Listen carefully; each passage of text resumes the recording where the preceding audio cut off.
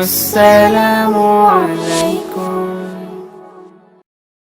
সাদুল্লাহপুর কেন্দ্রীয় কবরস্থান কমিটি কর্তৃক আয়োজিত আজকের এই বাৎসরিক তাফসীরুল কোরআন মাহফিলে আল্লাহ তাআলা যিনাকে সম্মানিত সভাপতির আসনে কবুল করেছেন, আজকের এই মাহফিলের সম্মানিত সভাপতি জনাব মোহাম্মদ ফজলুল কাইয়ুম হুদা, আজকের এই মাহফিলের সম্মানিত সভাপতিকে অন্তরের অন্তঃস্থল থেকে আমি শুভেচ্ছা জ্ঞাপন করছি। এই মাহফিলে সম্মানিত সুধীজন, সম্মানিত ওলামায়ে কেরাম, সম্মানিত আল্লাহর বান্দারা, আমার সামনে যারা বসে আছেন, দাঁড়িয়ে আছেন, সম্মানিতা মা ও বোনেরা, পর্দার অন্তরালে বসে যারা আলোচনা শুনতেছেন, আমি সকলকেই অন্তরের অন্তঃস্থল থেকে শুভেচ্ছা জ্ঞাপন করে এই মুহূর্তে জানতে চাচ্ছি আপনারা সকলে কেমন আছেন? আলহামদুলিল্লাহ রাব্বিল আলামিন। জি আলহামদুলিল্লাহ। যে আল্লাহ শারীরিক সুস্থতা দান করে মানসিক প্রশান্তি লাভের জন্য আজকের এই জান্নাতের বাগানে কোরআন কারিমের মাহফিল আমাদের কবুল করলেন, আমরা সে আল্লাহর উপর খুশি না বেজার? তাহলে সবাই জবান খুলে বলতে হবে, রব্বানা লাকাল হামদ হামদান কাসীরান তাইয়িবান মুবারাকান ফীহি। আমরা প্রশংসা করলাম কার? কেন করলাম? লাভ না লস?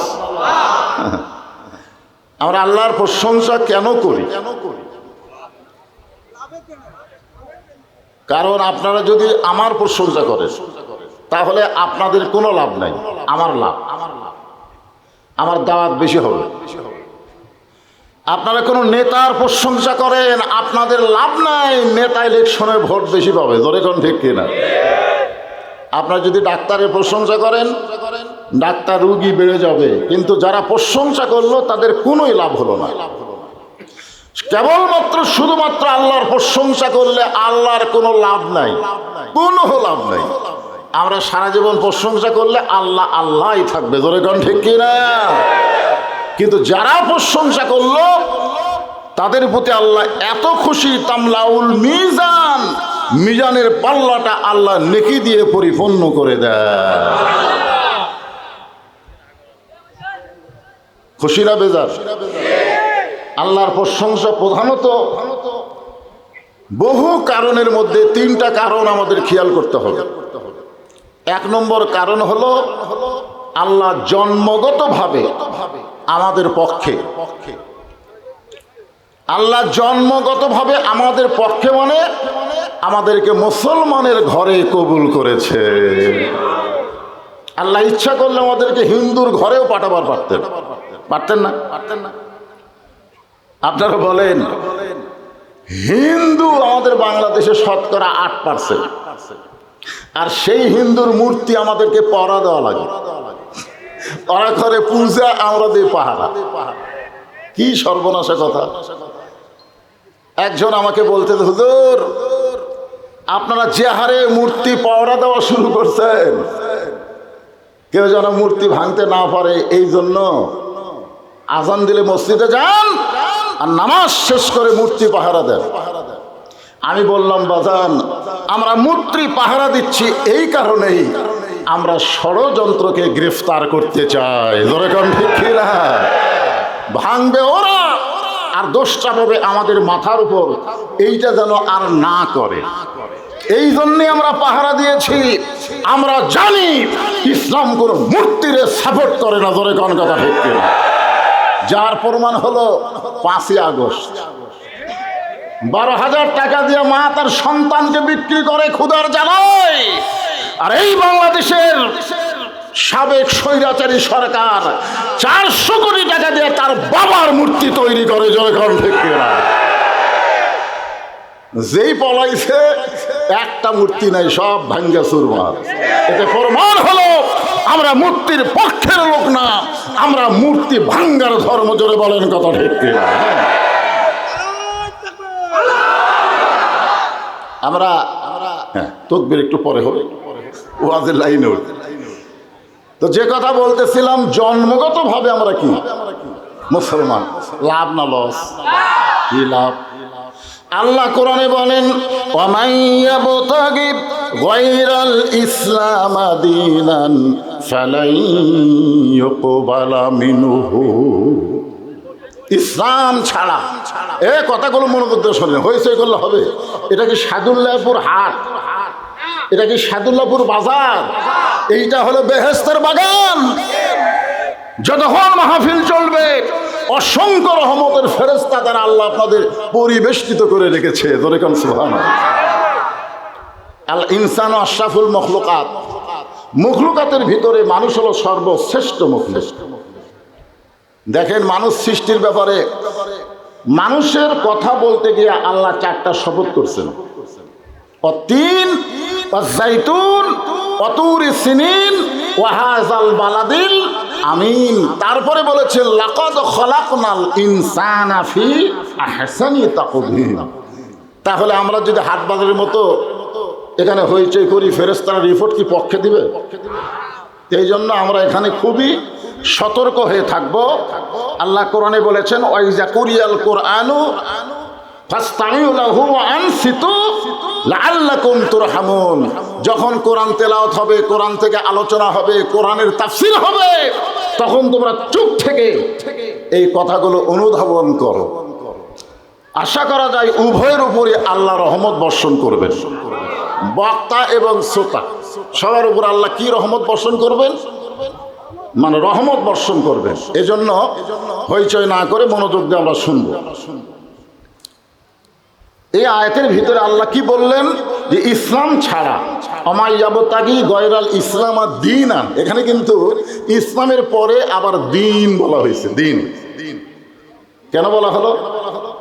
আমাদের সাবেক প্রধানমন্ত্রী একটা কোরআনের আয়াত দিয়ে খুবই ওয়াজ করতো, সেটা হলো লা ইকরাহা ফিদ্দীন। ধর্মের মধ্যে কোনো বাড়াবাড়ি নাই। ধর্ম যাত্রার আর উৎসব হলো সবার। নাউজুবিল্লাহ, আসতে কর নাকি? জি, হ্যাঁ হ্যাঁ, এইবার হয়েছে সাইজ মতো। ব্যাপারটা হলো আল্লাহ একেবারে ডাইরেক্ট বলে দিচ্ছে, ইসলাম ছাড়া অন্য কোনো ধর্ম কেউ যদি গ্রহণ করে, লা ইউকবালা মিনহু, সেইটা কবুল করা হবে না। আল্লাহ কোরআনে বলেছেন, লাকুম দীনুকুম ওয়ালিয়া দীন। যার ধর্ম তার কাছে। এই দুইটা আয়াতের মধ্যে দিন আছে, কিন্তু ইসলাম না। আছে? এরপর আল্লাহ বললেন, ইন্না দীনা ইন্নাল্লাহিল ইসলাম।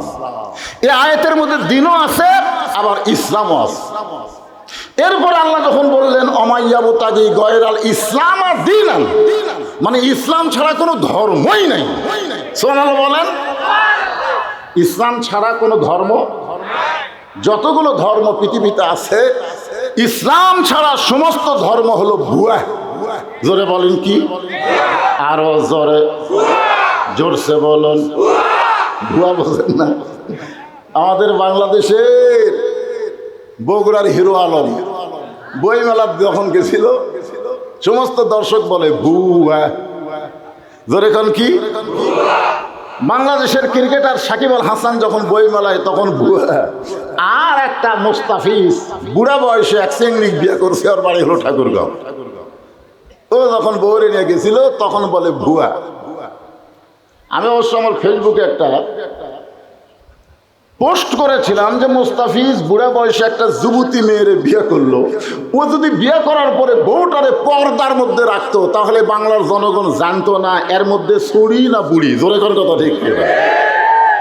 কিন্তু ওই পরিমনের মতন বেপর্দা করে নিয়ে বউরে বই মেলায় গেছে, সমস্ত লোকেরা বলতেছে ভুয়া ভুয়া ভুয়া। আসলেই তো তাই। ইসলাম ছাড়া যত ধর্ম পৃথিবীতে, সমস্ত ধর্মই হলো ভুয়া ধর্ম। জোরে কোন কথা ঠিক? জন্মগতভাবে আসল ধর্মে আল্লাহ আমাদের কবুল করেছেন। খুশি না বেজার? আলহামদুলিল্লাহ। আল্লাহর প্রশংসা করার 2 নম্বর কারণ হলো ভাগ্য গুণে, কপাল গুণে আমরা একটা নেতা পাইছি। আমরা একটা কি পাইছি? নেতা পাইছি। আমাদের নবী হলেন আমাদের নেতা। একটা গান শুনছিলাম ছোটবেলায়, তখন বুঝতে পারিনি, কিন্তু এখন বুড়াকালে বুঝতেছি। আছেন আমার মুক্তার, আছেন আমার ব্যারিস্টার, সেই বিচারের হাইকোর্টেতে তিনি আমায় করবেন পার। আমি পাপী, তিনি জামিনদার। আমি চিন্তা করলাম, আছেন আমার মুক্তার, আছেন আমার ব্যারিস্টার, সেই বিচারের হাইকোর্টেতে তিনি আমার করবেন পার। আমি পাপী আর তিনি হলেন জামিনদার। এই তিনিটাকে দেখছেন? অনেকে কিন্তু না বুঝা কয় আল্লাহ। আসলে আল্লাহ তো হাকিম আর আমরা হব আসামি। আর আমাদের নবী আমাদের পক্ষে ওকালতি করে, সুপারিশ করে জান্নাতে পৌঁছায় দিবে। পৃথিবীতে এমন কোন নেতা আছে যাদের পিছনে চামচাগিরি করতেছেন? কঠিন মহাসারে আপনার পক্ষে কথা বলবে এরকম একটা নেতা বার করেন। আমাদের নবী যখন লাইলাতুল মিরাজে জান্নাতের মধ্যে প্রবেশ করলেন, নবীর সঙ্গে একটা ফেরেশতা ছিল, নাম হলো জিবরাইল। ফেরেশতা বললেন, ইয়া রাসূলুল্লাহ, আপনি যদি জান্নাত থেকে বের না হন, আল্লাহ আপনাকে জান্নাত থেকে বের করে দিবে না। আপনি যদি বার না হন, আল্লাহ বার করে দিবে না। এই ঘোষণা কার? কোন জায়গায়? সালামুন আলাইকুম তিবতুম ফাদখুলুহা খালিদিন। একবার যদি কেউ জান্নাতে প্রবেশ করে, আল্লাহ তাকে চিরস্থায়ী জান্নাত দিয়ে দিবে। আপনি যদি বের না হন, আল্লাহ আপনাকে বার করে দিবে না। আপনারা বলেন তো, যেই বছর রাসূল মেরাজ করেছিলেন, এই বছর কি নবীর জীবনের কষ্টের বছর না সুখের বছর? কি কষ্ট? 1 নম্বর কষ্ট হলো নবীর চাচা আবু তালেব মারা গেছে। 2 নম্বর কষ্ট হলো দরদের বিবি খাদিজাতুল কুবরা দুনিয়া থেকে বিদায় নিচ্ছে। 3 নম্বর কষ্ট হলো কলেমার দাওয়াত নিয়ে তায়েফে গেলে তায়েফবাসী নবীর দেহকে রক্তাক্ত করে দিয়েছে। আপনারা বলেন তো, পর পর 3টে কি কষ্ট? তারপরে কি? 15.5 বছর কষ্ট করছেন, মনে করছেন এরকম কষ্টের মধ্যে আল্লাহ আমাদের রাখবে না? বহু মানুষ তাহাজ্জুদের নামাজ পড়ে আল্লাহর কাছে বিচার দিয়েছে। জোরে কোন কথা ঠিক কি না? কারণ বাংলাদেশের হাইকোর্ট, সুপ্রিম কোর্ট, জজ কোর্ট, যতগুলো কোর্ট আছে, সমস্ত কোর্টের বিচারপতিরা হলো ভুয়া। জোরে বলেন কি? আরো জোরে বলেন কি? তার মধ্যে কিছুদিন আগে একটা ধরা পড়ছে, নাম হলো মানকা। কলার পাতার উপর ঘুম পাড়ে। আয় রে, মানকা বলেছিল টকশোতে, আমার জীবনের সবচেয়ে বড় সাফল্য হলো সাইদি সাহেবকে আমি ফাঁসি দিয়েছি। দেখছেন, ওর জীবনের সাফল্য হচ্ছে আল্লামা সাইদ হুজুরকেও ফাঁসি দিয়েছে। সব বিচারক ফাঁসি দেয়নি, একলাই ফেলে দিয়েছে। তবে আমার আফসোস হলো, আমার জীবনে সাইদি সাহেবের ফাঁসি কার্যকর আমি দেখতে পারলাম না। আল্লাহ কয়, মানকা তুই কি দেখবো, জনগণকে আমি দেখাই দেব। জোরে কোন কথা ঠিক? আমরা দেখেছি আলেমদেরকে অতীত সরকার, স্বৈরাচারী সরকার ডান্ডে বেড়ি দিয়ে হ্যান্ডকাপ করে আদালতে নিয়ে গেছে। জোরে কোন কথা ঠিক কিনা? হ্যাঁ, আলেমদেরকে যে হাতের সঙ্গে মানুষ মুসাহাবা করার জন্য পাগল, সে হাতে ডান্ডা বেড়ি পড়াইছে। জোরে কোন কথা ঠিক কিনা? হ্যাঁ, এমনকি তারা যদি অসুস্থ হয়ে হাসপাতালে গেছে, তা হাতের মধ্যে শিকল আছে। হায় হায়, আপনার একজন বর্ষিয়ান নেতা এবং আলেম, সাবেক এমপি সোহান সাহেব, তিনি অসুস্থ হয়ে হাসপাতালে গেছিলেন। যে মানুষটাকে ছাইড়া দিলে হাত পারে না, অথচ ওই মানুষের হাতে বেরি। এত নির্দয় ছিল, এত পাষাণ ছিল, এদের মধ্যে কোনো মানবতা ছিল না। এরা দানব হয়ে উঠেছিল। জোরে কোন কথা ঠিক কিনা? দানব দানব মনে করেছিল এইভাবেই মনে হয় আমরা চলবো। হ্যাঁ, এজন্যে পলানার কয়েকদিন আগেই বলেছিল পালাবো না, এ দেশ আমার বাপের দেশ, এ দেশ আমার, পলাবো না। আল্লাহ কয় পলাবি না। বহু বছর আগে আল্লাহর ওলি বলেছেন বাংলার মুসলমানের এমন ঝাঁকি মারবে গাছের গোড়া ধরে দিল্লির মামু গাড়িয়ে পড়বে, জোরে কোন কথা ঠিক কিনা?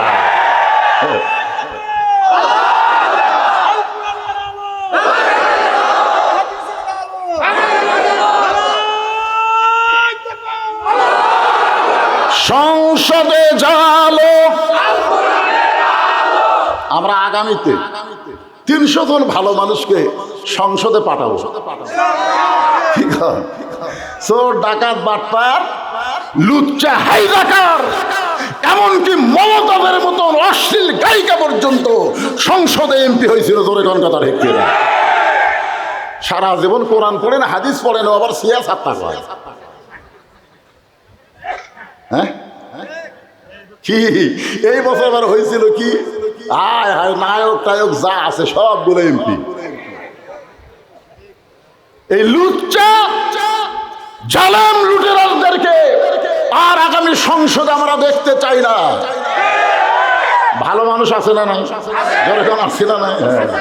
আমরা ভালো মানুষকে আবার পাঠাবো ইনশাআল্লাহ, কারণ আমাদের দেখা শেষ না। আমরা স্বাধীনতার পরে বাপের শাসন দেখেছি, এরপরে ভাইয়ের শাসন দেখেছি, এরপরে চাচার শাসন দেখেছি, এরপরে আমরা দেখলাম ভাবির শাসন, তারপরে আবার দেখলাম বাপের মেয়ের শাসন, তারপরে ভাবি তারপরে ভোট পাক আর না পাক নিয়ে জোর করে শাসন করেছে। 54 বছর আমাদের দেখা শেষ, আগামীতে দেখবো আমরা আল্লাহর কোরআনের বাংলাদেশ। জোরে বলেন ঠিক?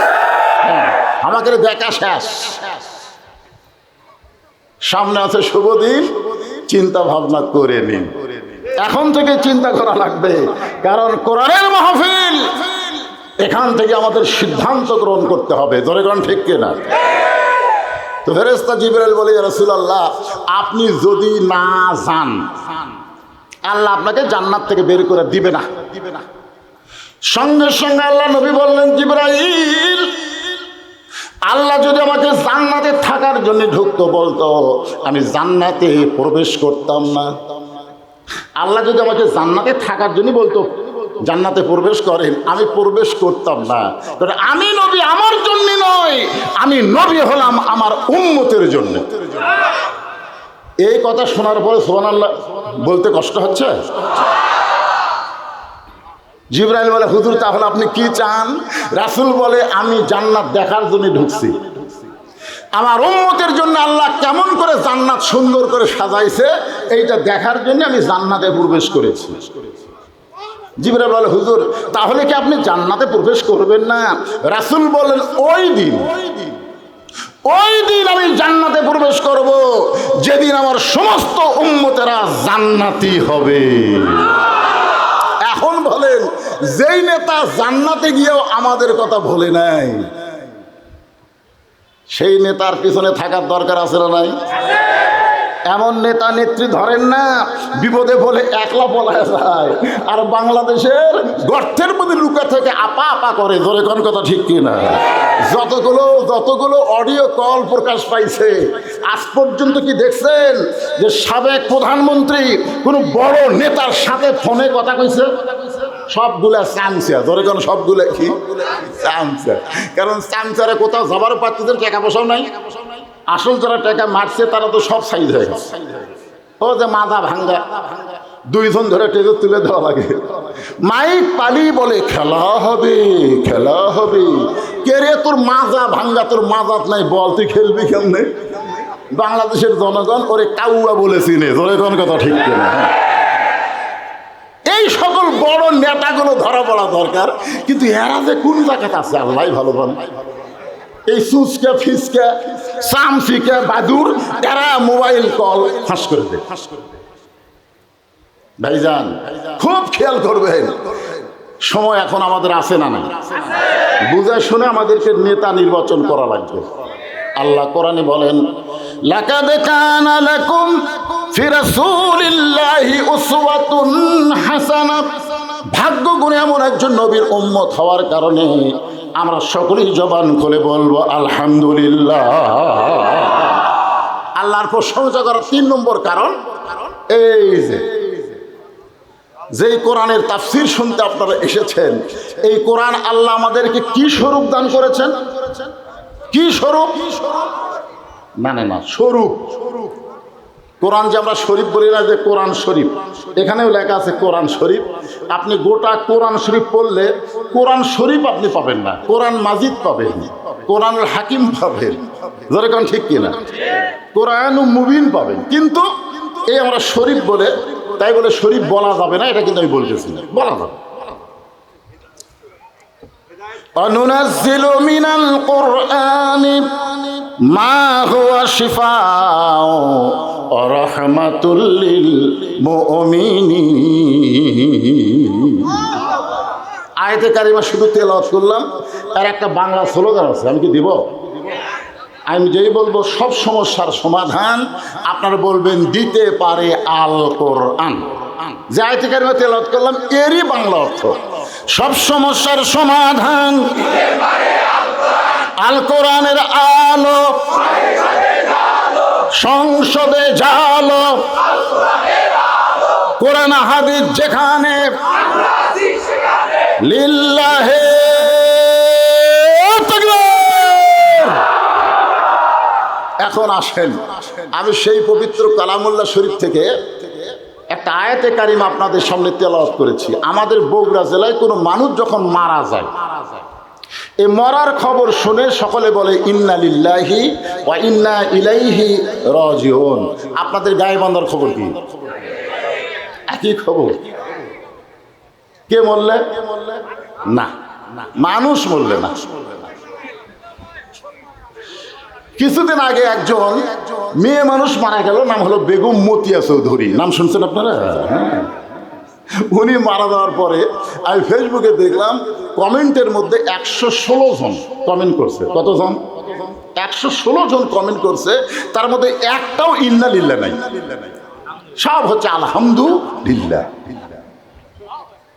তাহলে বোঝা গেল বাংলাদেশে এমন কিছু দল আছে যেই দলের মানুষ বললে মানুষ খুশি হয়ে আল্লাহর শুকর আদায় করে। জোরে কোন কথা ঠিক?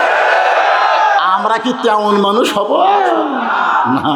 আল্লাহর কোরআন বলতেছেন যখন আসাবাতুহুম মুসিবাত, তোমাদের উপরে বিপদ আপদ মুসিবত আসবে, ক্বালু, তখন তোমরা বলবে ইন্না লিল্লাহি ওয়া ইন্না ইলাইহি রাজিউন। এই আয়াতকে আমি বাছা নেওয়ার কারণ হলো এখানে উল্লেখ করা হয়েছে কেন্দ্রীয় কবরস্থান। তার মানে বোঝা গেল দুনিয়ার কোনো বাড়ির জন্য আজকের মাহফিল হচ্ছে না। আজকের মাহফিল হচ্ছে মরে গেলে আমরা কোথায় যাব, সে গোরস্থানকে নিয়ে। ঠিক কিনা বলেন? কথা বলেন।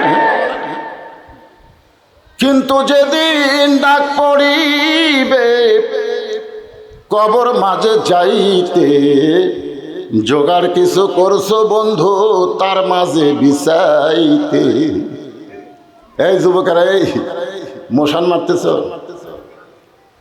এখানে কোনোদিনও বলা হয়নি যে বুড়া হলে ডাক পড়িবে কবর মাঝে যাইতে, তা বলা হয়নি। বলা হয়েছে কিন্তু যেদিন, যেদিন, কোন দিন, কোন সময়, এইটা বলা হয় নাই। আমরা বিশ্বাস করব যে কোনো সময় ডাক পড়তে পারে। ধরে গান ঠিক না? কি নিয়ে যাবেন কবরে? মনোযোগ দিয়ে কথাটা শোনেন, যাওয়া লাগবে না। রাসূল বলেছেন সর্বশেষে যেই ব্যক্তি কবরে যাবে দুনিয়ার জীবনে তাকে 50,000 বছর কবরে থাকতে হবে। কত বছর? 50,000। তাহলে যেই বিল্ডিং বাড়িতে আপনি থাকতে পারবেন না, সেই বাড়ির প্রতি এত মায়া, আর যেখানে কমপক্ষে 50,000 বছর থাকা লাগবে, সেই কবরের কোনো খবর আমাদের কাছে আছে? আজকে খবর দিব, নেবেন আল্লাহর কোরআন দিয়ে। এই জন্যে সবাইকে একটু মনোযোগ দিয়ে কথা শুনতে হবে। আল্লাহ বলেছেন ইয়া আইয়ুহাল্লাযীনা আমানুত্তাকুল্লাহা হাক্কা তুকাতিহি ওয়া লা তামুতুন্না ইল্লা ওয়া আনতুম মুসলিমুন। এই আয়াতে আল্লাহ কি বলতেছেন? যারা আমাকে বিশ্বাস স্থাপন করেছো, একমাত্র ভয় করতে হবে কার? আমরা 15.5 বছর কার ভয় করছি? আমার এলাকার ইমাম সাহেব ভয়ের ঠেলায় দোয়ার মধ্যে বলেছে রব্বানা আতিনা ফিদ দুনিয়া হাসিনা। হাসানার জায়গা ভয়ের ঠেলায় হাসিনা করছে। এতই ভয় ছিল ভাই, হ্যাঁ হাসিনা রে, উপায় নাই রে, উপায় নাই রে মানুষ, উপায় নাই। আল্লাহ ছাড়া কাউকে ভয় করিলে ঈমান রাখার উপায় নাই। আল্লাহ বলতেছেন আমার উপর যারা বিশ্বাস স্থাপন করেছো, তোমাদের 1 নম্বর আমল হচ্ছে আত্তাকুল্লাহ, ভয় করতে হবে কার? আরো জোরে বলেন। কিন্তু আমরা বক্তারাও পর্যন্ত দেখে শোনা ওয়াজ করছি। আগে স্টেজে আসে আমরা দেখি, মানে স্টেজে বসে আছে কারা? মাইক কাটা নেওয়ার লোক নাকি? আমি আমার সামনে থেকে বহুদিন মাইক কাটে দিয়েছে, হুজুর এই ওয়াজ আমরা শুনবো না। ওরে বাবা রে! তা আগে এসে দেখি যে স্বৈরাচারের কোনো ক্যাডার আছে কিনা। তারপরে আমরা দেখি পুলিশের গাড়ি, র্যাবের গাড়ি আছে কিনা। এইগুলা দেখি, যদি পুলিশের গাড়ি থাকে, র্যাবের গাড়ি থাকে, ক্যাডারেরা যদি মঞ্চে থাকে, তখন আমরা তেল আওয়াজ করে বাড়িতে যাই।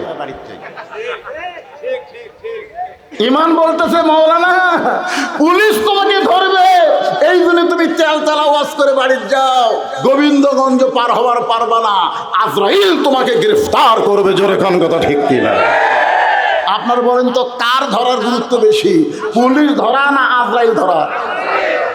তাহলে কবরে যাওয়ার আগে আমাদেরকে ধরবে কে? কার হুকুমে? আল্লাহর হুকুমে। হ্যাঁ, এটা খেয়াল রাখবে। এখন অন্ধকার কবরে আমরা এমনি এমনি যাব না। আল্লাহ বলতেছেন 2টা আমল করা লাগবে। একটা হচ্ছে আল্লাহর ভয়, আর একটা হলো হাক্কা তুকাতিহি। সেই ভয়টা হলো নিয়ম মতো সব সময়। আজান দিছে, আল্লাহর ভয় নামাজ পড়তে গেছে, আসরের নামাজ শেষ করে জমির ধান দেখবার গেছে। বিকালবেলায় ধান দেখবার গিয়ে দেখে উপরে জমিতে পানি চলমল করতেছে, নিচে আর জমিতে 1 ফোঁটাও পানি নেই। উপরে খালি পানি চলমল করে, নিচে পানি নেই। তখন চারিদিকে তাকায়, কেউ নেই। আস্তে করে বসে জমির আল কাটা দিছে। ওই পানি দিয়ে হাত ধোছে, ধোয়ার পরে আবার দাঁড়ায় চারিদিকে তাকায় বলে আলহামদুলিল্লাহ, কেউ দেখেনি। আপনারা বলেন সত্যি করে কেউ দেখেনি? কে দেখছে? তাহলে দরজা জানলা বন্ধ করে তারা ভোট দিল। 1 জনের ভোট 100 জনের 1লাই দিল। জোরে কোন কথা ঠিক? কথা বলেন না কেন? আপনারা বলেন তো কেউ যদি একা 2 ভোট দেয়, ওর বাপ কয়টা? এক মুরব্বী আইছে ভোট দেওয়ার জন্য। ছেলেরা বলতেছে দাদা কষ্ট করে আইছেন কেন? আপনার ভোট তো আমি দিছি। দাদা মন খারাপ করে যাচ্ছে, বলে দাদা যাচ্ছেন যান, দাদিকে যেন না পাঠান, কারণ দাদির ভোটও দেওয়া হচ্ছে।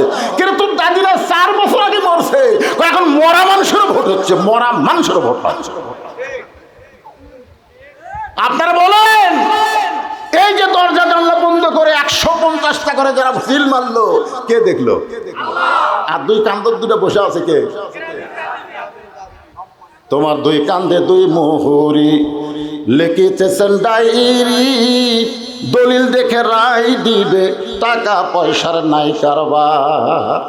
কেরামান পড়েন, কেরামান কাতিবিনা ইয়ালামুনা মা তাফআলুন। এখন আসেন ভাই, তাহলে আপনাদের গাইবান্ধাতে কোনো মুসলমান মারা গেলে সবাই কি বলে? ইন্না লিল্লাহি ওয়া ইন্না ইলাইহি রাজিউন। আচ্ছা, এখানে যারা একটু আলেম আছে, যারা মোটামুটি কোরআনের অর্থ বুঝে, তারা চিন্তায় পড়ে গেছে। কিন্তু আল্লাহ কি বলতেছে? যখন বিপদ আপদ মুসিবত আসবে তখন বলা লাগবে ইন্না লিল্লাহ। তাহলে মানুষ মরলে আমরা ইন্না লিল্লাহ কেন পড়ি? চিন্তা করার দরকার আছে না?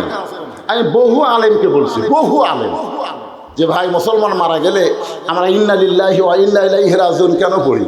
কয় হুজুর এই বুড়া বয়সে আবার আপনার এটা জানবার মন চাই, আগে থেকে হয়ে আসতেছে, এখন হচ্ছে, অসুবিধা কি? আমি বললাম কোরআনে আয়াতের সাথে এই পড়ার তো মিল পাওয়া যায় না, কারণ বিপদ আপদ মুসিবত আসলে আল্লাহ বলেছেন ইন্না লিল্লাহ পড়ো। কে বলতে বলেছেন? আল্লাহ বলেছেন কওলু মানে বলো, ফরজ। আপনারা বলেন তো, বর্তমান সাদুল্লাপুরের বাংলাদেশের একটা অংশ হলো সাদুল্লাপুর। এই সাদুল্লাপুরের সবচাইতে বড় বিপদের নাম কি? আপনাদের এলাকায় সবচাইতে বড় বিপদ কি জানেন না? ওহো, তাহলে তো বিপদ। এই যুবকেরা তোমরা বলো, এই সাদুল্লাপুরে বর্তমানে অনেক বিপদ আছে, তার মধ্যে সবচাইতে বড় বিপদ কোনটা? আজরাইল। কেউ কয় আজরাইল, কেউ কয় মোবাইল। আমি গোটা বাংলাদেশ ওয়াজ করে দেখেছি, এই মুহূর্তে বাংলাদেশের জন্য সবচাইতে বড় বিপদ হলো মানুষ কোরআন ওয়াজ শুনবে কিন্তু কোরআন মোতাবেক চলবে না। আপনারা বলেন তো, আবু জেহেলের মতন সারা রাত জায়গা নবীর কোরআন তেলাওয়াত শুনলো আর সকালবেলায় কোরআনের বিরুদ্ধচারণ করলো, এই কোরআন শুনে কোনো লাভ আছে? সারা রাত শুনছে ডাঙায় নেড়ে, আপনার তো বসার চান্স পাচ্ছেন। আপনারা আমার সামনে বসে আমার দেখতেছেন, আবু জেহেল নবীর সামনে বসে কোরআন শুনছে, চোরের মতন পিছনে দাঁড়ায় কোরআন তেলাওয়াত শুনছে। আর আবু বকর চোরের মতো সামনে বসে কোরআন তেলাওয়াত শুনেছে। রাসূল বলেছেন সামিনা ওয়া তাআনা, কোরআনের আয়াত, সামিনা ওয়া তাআনা শুনতে হবে আমল করার নিয়তে। এখন সবচেয়ে বড় বিপদ হলো কোন বক্তা কোন ঢঙ্গে ওয়াজ করে, কোন বক্তার ওয়াজ মানুষ কেমন শোনে, এইটা নিয়ে চর্চা হয়, কিন্তু আল্লাহর কোরআন কিভাবে চলতে বলতেছে এই চর্চা বাংলাদেশের মুসলমানের নাই। ধরে কোন কথা ঠিক? জাবিয়াল বলবে এখানে তো বহু বক্তাইছে, এ বলতো এই বছরের মধ্যে কারো আর সারছে, এইটা গল্প হল। ভাইজান, এটা হলো সবচাইতে বড় বিপদ। কোরআন শুনবে কিন্তু কোরআন আন্দোলন আনবে না, কোরআনের দল করবে না, কোরআনকে বাস্তব জীবনে আমল করবে না, এটাই হলো সবচাইতে বড় বিপদ। জোরে কোন কথা ঠিক কিনা? আপনার বলেন এই কোরআনটা আসলে কি? এটা ওয়াজ শোনার ভিতর দিয়ে জানা যাবে না, কোরআনকে বুঝতে গেলে কোরআনকে গ্রহণ করা লাগবে। ধরে কোন ঠিক? হ্যাঁ,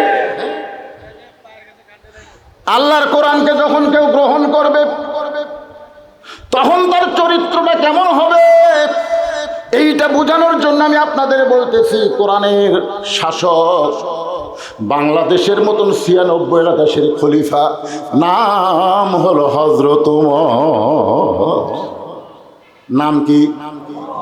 নিজের আইন দিয়ে রাষ্ট্র চলায় না, আইন চলতেছে কার? সবসময় বিশ্বাস করে তাবারাকাল্লাযী বিয়াদিহিল মুলক, গোটা পৃথিবীর রাজত্ব কর্তৃত্ব মালিকানা একমাত্র কার হাতে? ওয়া হুয়া আলা কুল্লি শাইইন কাদির, একমাত্র সমস্ত ক্ষমতার মালিককে। আর আমাদের বাংলাদেশে ১৫.৫ বছর আওয়ামী লীগ ক্ষমতা ছিল রে, এখন সামনে কে যাবে? কার হাতে ক্ষমতা? একদল বলতেছে বিএনপি যাবি রে, আওয়ামী লীগ যদি না দাঁড়ায় বিএনপি যাবি রে, বিএনপির হাতে ক্ষমতা যাবে। আসলে ক্ষমতা কার হাতে? জোরে বলেন।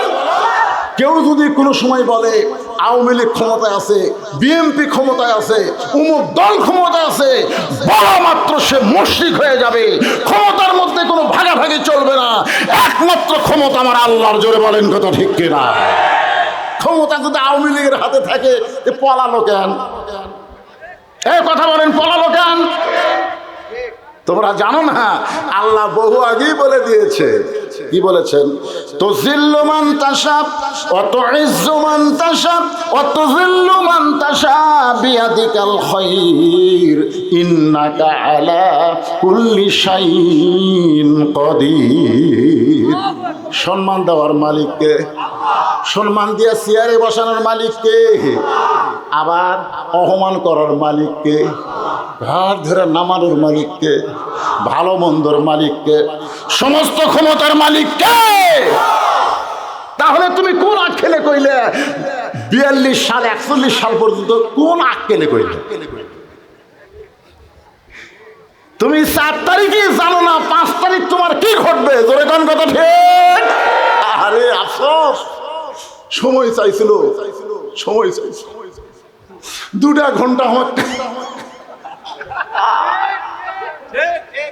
কয় 45 মিনিট দেওয়া হলো, নিজে ভাত টাত করছে 12 আইটেম দিয়ে, সেটা খাওয়া পর্যন্ত হলো না, মামু বাড়ি গিয়ে খাওয়া লাগলো। জোরে কোন কথা ঠিক? তাহলে আজকে বিশ্বাস করেন ক্ষমতার মালিককে? আওয়ামী লীগের কোনো ক্ষমতা নাই, বিএনপির কোনো ক্ষমতা নাই, ইসলামী দলের কোনো ক্ষমতা নাই, সমস্ত ক্ষমতা একমাত্র কার। এটা বিশ্বাস করে ভাই বাবা, 4 সালে গল্প করবেন সামনে কে ক্ষমতা আসতেছে, সামনে কে ক্ষমতা আসতেছে। কি মন খারাপ করতেছেন? ইন্না লিল্লাহর উপর তাফসীর হবে, মরে গেলে কবর দিয়ে ও গোরস্থান বানাতে, গোরস্থান।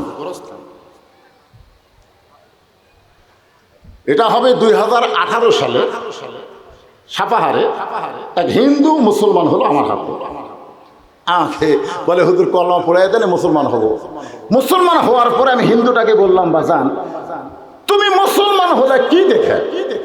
হিন্দু বলতে যে হুজুর আমার বাপ মাও দেখে।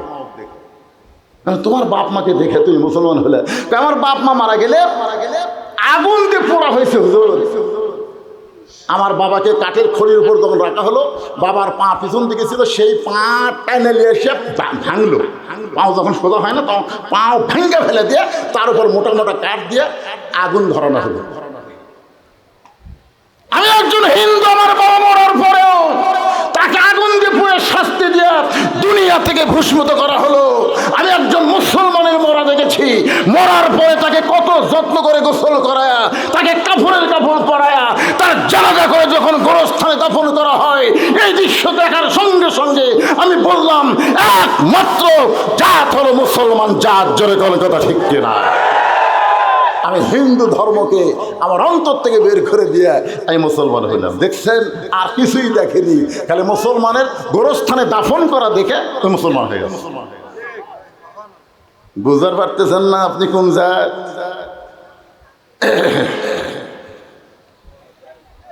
বহু আলেমকে বললাম, হুজুর মানুষ মরে গেলে আমরা ইন্না লিল্লাহ পড়ি কেন? আলেমরা সবাই বলে সবচাইতে বড় বিপদ হলো মরা। সবচাইতে বড় বিপদ কি? মরা। এজন্য মরার খবর শুনে আমরা ইন্না লিল্লাহ করি। আমি চিন্তা করে দেখলাম এ কথা হয় না। মুরব্বি কি বুঝতেছে? সবচাইতে বড় বিপদ মরা, তাহলে আবু সাইদ জীবন দিল কেন? মরাই যদি সবচাইতে বড় বিপদ হয়, আবু সাইদের জীবনের বিনিময়ে বাংলাদেশ আবার স্বাধীন হয়েছে। জোরে বলেন কথা ঠিক কিনা? মরা বিপদ। আবু সাইদের বাপ মা খালি মশা মারতেছে, এই বাইসা থাকলে কি খাতাম না খাতাম, মরে যায় না ভালো হলো যাই আসতেছে, এক গাদি করে টাকা দিয়ে যাচ্ছে, ফল টল দিয়ে এসে মুরব্বী। মরা বিপদ না, আবু সাইদের বাপ মা ভাই ভাবির জন্য মরাটাই হলো সবচাইতে রহমত। ঝরে কোন কথা ঠিক কিনা? যদি মরার মতো মর, যদি মরার মতো মর। আমি একটা দৃষ্টান্ত দিই তাহলে বুঝতে পারবেন। আল্লাহর একজন মস্ত বড় পয়গম্বর, নাম হলো মুসা কালিমুল্লাহ। জোরে কোন নাম কি? তিনি একদিন তুর পর্বতের কিনারায় গিয়ে দাঁড়ায় আছে। আল্লাহ বলে, মুসা তোমার খবর কি? মুসা বলতেছে আলহামদুলিল্লাহ। আল্লাহ কয়, মুসা কি জন্য দাঁড়িয়ে আছো পাহাড়ের কিনারায়? বলে আপনাকে একটা প্রশ্ন করব, তার উত্তর শোনার জন্য। তা আল্লাহ বলে, মুসা কি প্রশ্ন? মুসা বলতেছে, আল্লাহ আমার যা আছে তোমার তা নেই। আল্লাহ কয়, মুসা ঠিক হইলি? আমার যা আছে তোমার তা নাই। আল্লাহ বলে, মুসা এমন কথা বলা ঠিক না, আল্লাহর সাথে কারো তুলনা চলে। মুসা বলতেছে, আল্লাহ ভালো করে শোনো তো আগে, আমার যা আছে তোমার তা নাই, সেটা কি জানো? আল্লাহ বলে, সেটা কি? মুসা বলতেছে, আল্লাহ আমার মৃত্যু আছে কিন্তু আপনার মৃত্যু নেই। আল্লাহ কয়, ঠিকই তো তাই রে। মুসা বলতেছে, আল্লাহ যতই মশান মারো তুমি মারতে পারবা কিন্তু মরতে পারবা না। মরার যে কি মজা সেটা আমি পাবো কিন্তু তুমি পাবা না। মরার যে কি মজা, কুল্লু নাফসিন যায়িকাতুল মাউত। যায়িকাত শব্দের অর্থ হলো স্বাদ, মজা। মরার যে কি মজা সেইটা আমি মুসা পাবো কিন্তু তুমি পাইবা না। আল্লাহ বলে মুসা মৃত্যু তোমার কাছে কেমন মনে হয়, মৃত্যু তোমার কাছে কেমন মনে হয়? মুসা বলতেছে আল্লাহ দুনিয়ার জীবনে যত নিয়ামত আমাকে দান করেছেন তার মধ্যে উত্তম নিয়ামতের নাম হলো মৃত্যু। সবাই সুবহানাল্লাহ বললেন না? বুঝতে পারেননি। মুসা বলতে আল্লাহ আমাকে যত নিয়ামত দিয়েছেন, আমাকে নবী বানাইছেন এটা আপনার নিয়ামত, আমাকে কালিমুল্লাহ ডিগ্রি দিচ্ছেন এটাও আপনার নিয়ামত, যত নিয়ামত আপনি আমাকে দিচ্ছেন তার মধ্যে উত্তম নিয়ামতের নাম হলো মৃত্যু। আল্লাহ মুসা মানুষ মরবারই চায় না। মানুষ মরবার চায়? দেখবেন বুড়িয়া থুড়া ভাঙ্গা চুড়ে তারপরেও মরার কথা বললে আল্লাহ। স্বামীর হচ্ছে ক্যান্সার রোগ, 1 মাস পরই মারা যাবে। বউ খালি সমানে কান্দার বলে আল্লাহ আমার হায়াত স্বামীর দাও, স্বামীর মৃত্যু আমার দাও। স্বামী কয় পাগলি যতই কান্দে রে, যতই কান্দে, আমার এমন একটা বেদি হয়েছে আমি আর বাঁচবই না। বলে না, আমি আল্লাহকে বলতেছি আল্লাহ আমার হায়াত স্বামীর দাও, স্বামীর মৃত্যু আমার দাও। স্বামী বইয়ের কপালে হাত দিয়ে বলে মরে যাচ্ছি কিন্তু এমন একটা বউ রেখে যাচ্ছি যে বউ তার জীবনের চাইতে আমাকে বেশি ভালোবাসে। আসলে কি বাস্তব? রাত্রেবেলা স্বামী স্ত্রী এক ঘরের মধ্যে ঘুমাইছে, ওই বাড়িতে একটা ষাঁড় গরু আছিল, আইডিয়া গরু। ওই দড়ি ছেঁড়া বের হয়েছে খাবার জন্য, কিন্তু দরজা বন্ধ, বাহিরে যাওয়ার পারে নাই। বাড়ির মধ্যে খুঁজে দেখে বারান্দার একটা সিলভারের পাতিলের নিচে চিটে লালি। এখন ষাঁড় গরু লালি খাওয়ার জন্য পাতিলের তলে মুখ লিবার যায়, কিন্তু এই শিং বেঁচে যায়। পাতিলের কান্নার মধ্যে শিং বেঁধে যায়। জোর করে যখন খাবার চাইছে ছোট ছোট শিং তো ঢুকে গেছে। লালি হাতে পাইছে, লালি খাওয়া শেষ, কিন্তু পাতিল আর মাথা ছাড়ে না, ওইখানে করতেছে কিন্তু না। আপনি বলেন 2 শিং যদি পাতিলের কান্দার মধ্যে আটকে যায় আগে কি তখন দেখতে পায়? একটা অন্ধ হয়ে স্বামী স্ত্রী যে ঘরে ঘুমাইছে ওই ঘরের মধ্যে হো করে ঢুকছে। বউ চিল্লায় বলে বাবা আজরাইল ঢুকছেই যখন তাহলে আমার স্বামীর কাছে যাও, কারণ আমার স্বামী হলো ক্যান্সার রোগী। স্বামী কয় কেরে বউ কি হয়েছে? বউকে আজরাইল আইছে তো তোমারে দেখাই দিলাম। স্বামী কয় দিনের হলো না, কইলি আপনার মৃত্যু আমার দেখ, আমার হায়াত আল্লাহ আপনাকে দেখ। বউ বলে মৃত্যুর কথা মুখে বলা যায় কিন্তু অন্তর থেকে মৃত্যু কেউ চায় না। ধরে কোন কথা ঠিক? আল্লাহ বলে মুসা মৃত্যু তোমার কাছে পছন্দ হওয়ার কারণ কি? মৃত্যু তোমার কাছে নিয়ামত মনে হওয়ার কারণ কি? মুসা বলতেছে আল্লাহ কারণ হলো 3টা। জোরে বলেন কয়টা? আরো জোরে। 1 নম্বর কারণ হলো না মরলে জান্নাতে যাওয়া যাবে না। এত সুন্দর জান্নাত আপনি বানায় রাখছেন, সেই জান্নাতে যদি যাবার চাই মরা ছাড়া জান্নাতে যাওয়ার কোনো রাস্তা। আপনারা কি জান্নাতে যাবার চান? কারা কারা যাবার চান? আল্লাহকে একটু হাত দেখেন তো দেখি। লিল্লাহে তাকবীর। এবারে হাত তুলেন না, কেউ যাবার চাচ্ছেন না? ঘুম ধরছে? হাত নামান, হাত নামান। এখন জান্নাতে যদি যাবার চান, সত্যি আপনারা যাবার চান, আপনারা কি জীবিত অবস্থায় যাবার পারবেন না মরা লাগবে? জোরে বলেন মরা লাগবে।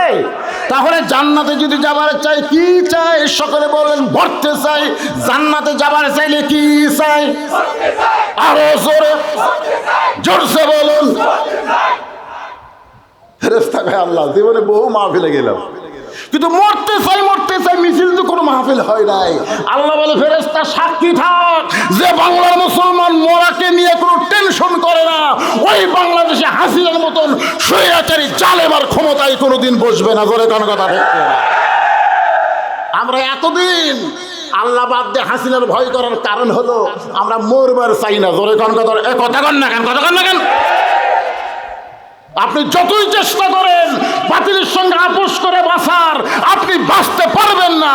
নির্দিষ্ট সময় হলে আপনাকে মরা লাগবেই। জোরে কোন কথা ঠিক? তাহলে মরা যদি লাগে তো খামাখা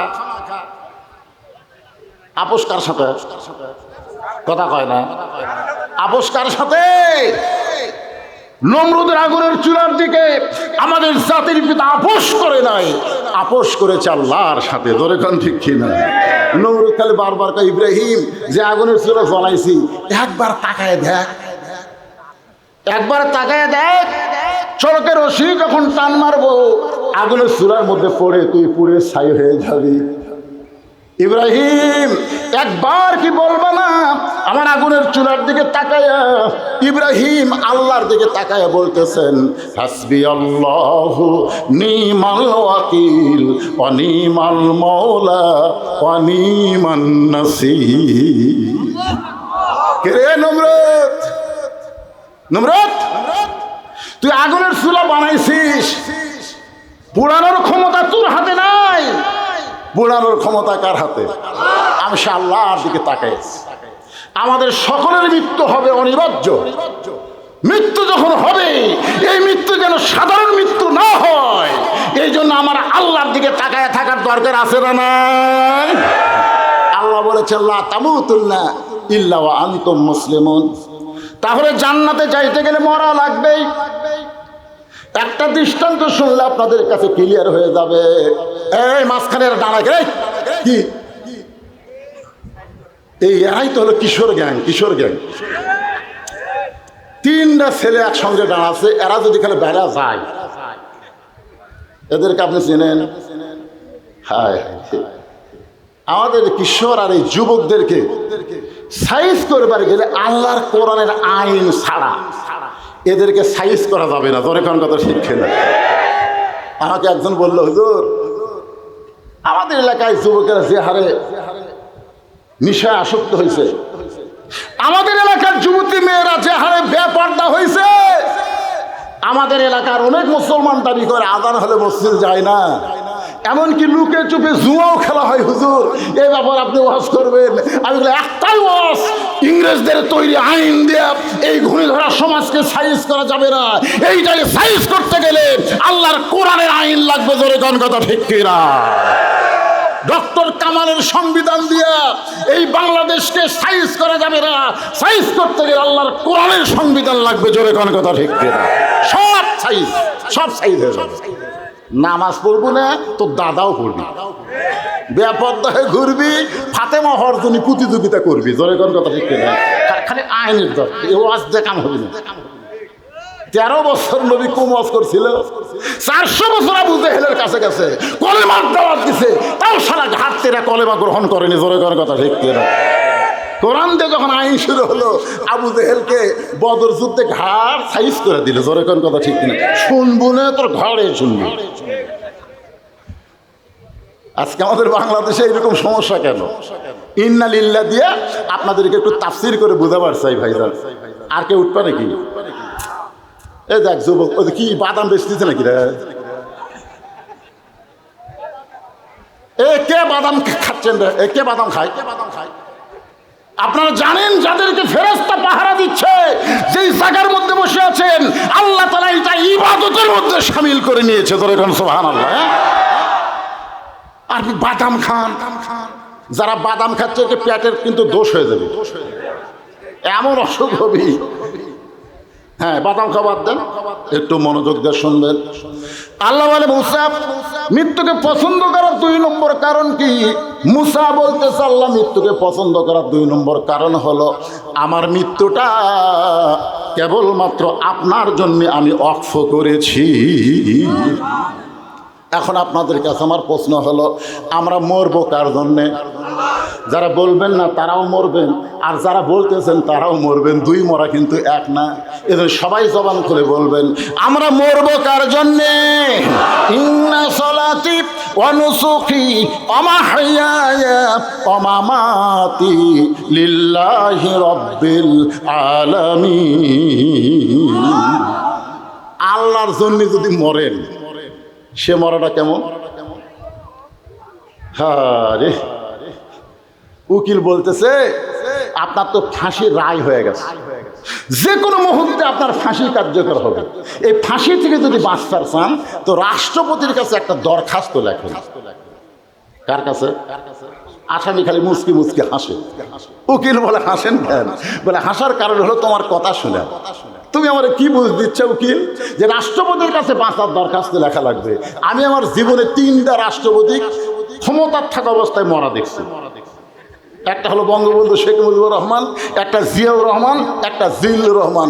যারা নিজে ক্ষমতার চেয়ারে থাকার পরেও মরে যায়, তাদের কাছে কোনো ইমানদার বাঁচার দরখাস্ত লেখে না। জোরে কোন কথা ঠিক?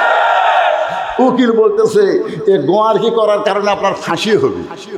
আসামি বলতেছে আমার ফাঁসি হবে কিন্তু মৃত্যু হবে না। উকিল কয় কে রে, ফাঁসি হবি মরবি না। কি বুঝতেছেন? আল্লাহর জন্য জীবন দেওয়া বুঝতেছেন? আল্লাহর জন্য যারা জীবন দেবে আল্লাহ বলেছেন তারা মরবে না। আমার কথা ওয়ালা তাকুলু লিমান ইউকতালু ফি সাবিলিল্লাহি আমওয়াতুন বাল আহইয়াউ ওয়ালাকিন লা তাশউরুন। সবাই আল্লাহু আকবার বলেন না কেন? আমরা অতীতে দেখেছি বাংলাদেশের বড় দল যেগুলা, এইগুলা দলের মধ্যে আল্লাহু আকবার নাই। আওয়ামী লীগের যত মিছিল আপনারা দেখছেন, কোন মিছিলে আল্লাহু আকবার স্লোগান পাচ্ছেন? আর ইসলামী দলের মিছিলে শুরু কি দিয়ে? নারে তাকবীর। আর এই শালারা কি দিয়ে শুরু করে? এই বাংলা পিনাকি ভট্টাচার্য ইউটিউব চ্যানেল আপনারা দেখছেন, আজকাল জয় বাংলা করে দেবো। কি বাংলা? জয় বাংলা মানে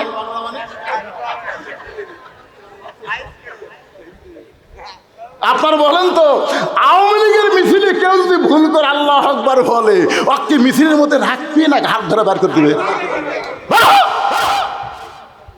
এইটা আমাকে দলের স্লোগান লয়। তুই কোথায় পাইলি? বিএনপির মধ্যে আল্লাহু আকবার নাই।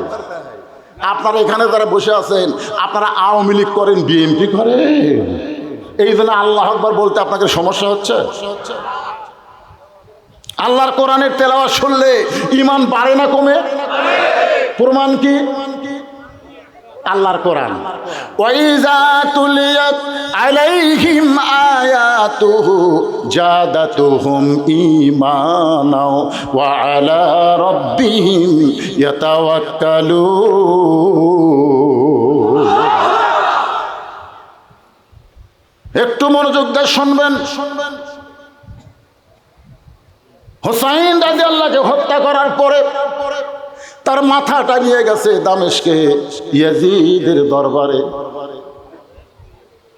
এরকম একটা গামলার ভিতর করে। কার ভিতর? ইয়াজিদ তখন ক্ষমতার চেয়ারে বসে আছেন। হুসাইন রাদিয়াল্লাহর মস্তক মুবারক ইয়াজিদের সামনে যখন দেওয়া হয়, ইয়াজিদের হাতে একটা লাঠি ছিল, ওই লাঠিটা হুসাইন রাদিয়াল্লাহর মুখের মধ্যে ঢুকিয়ে দিল।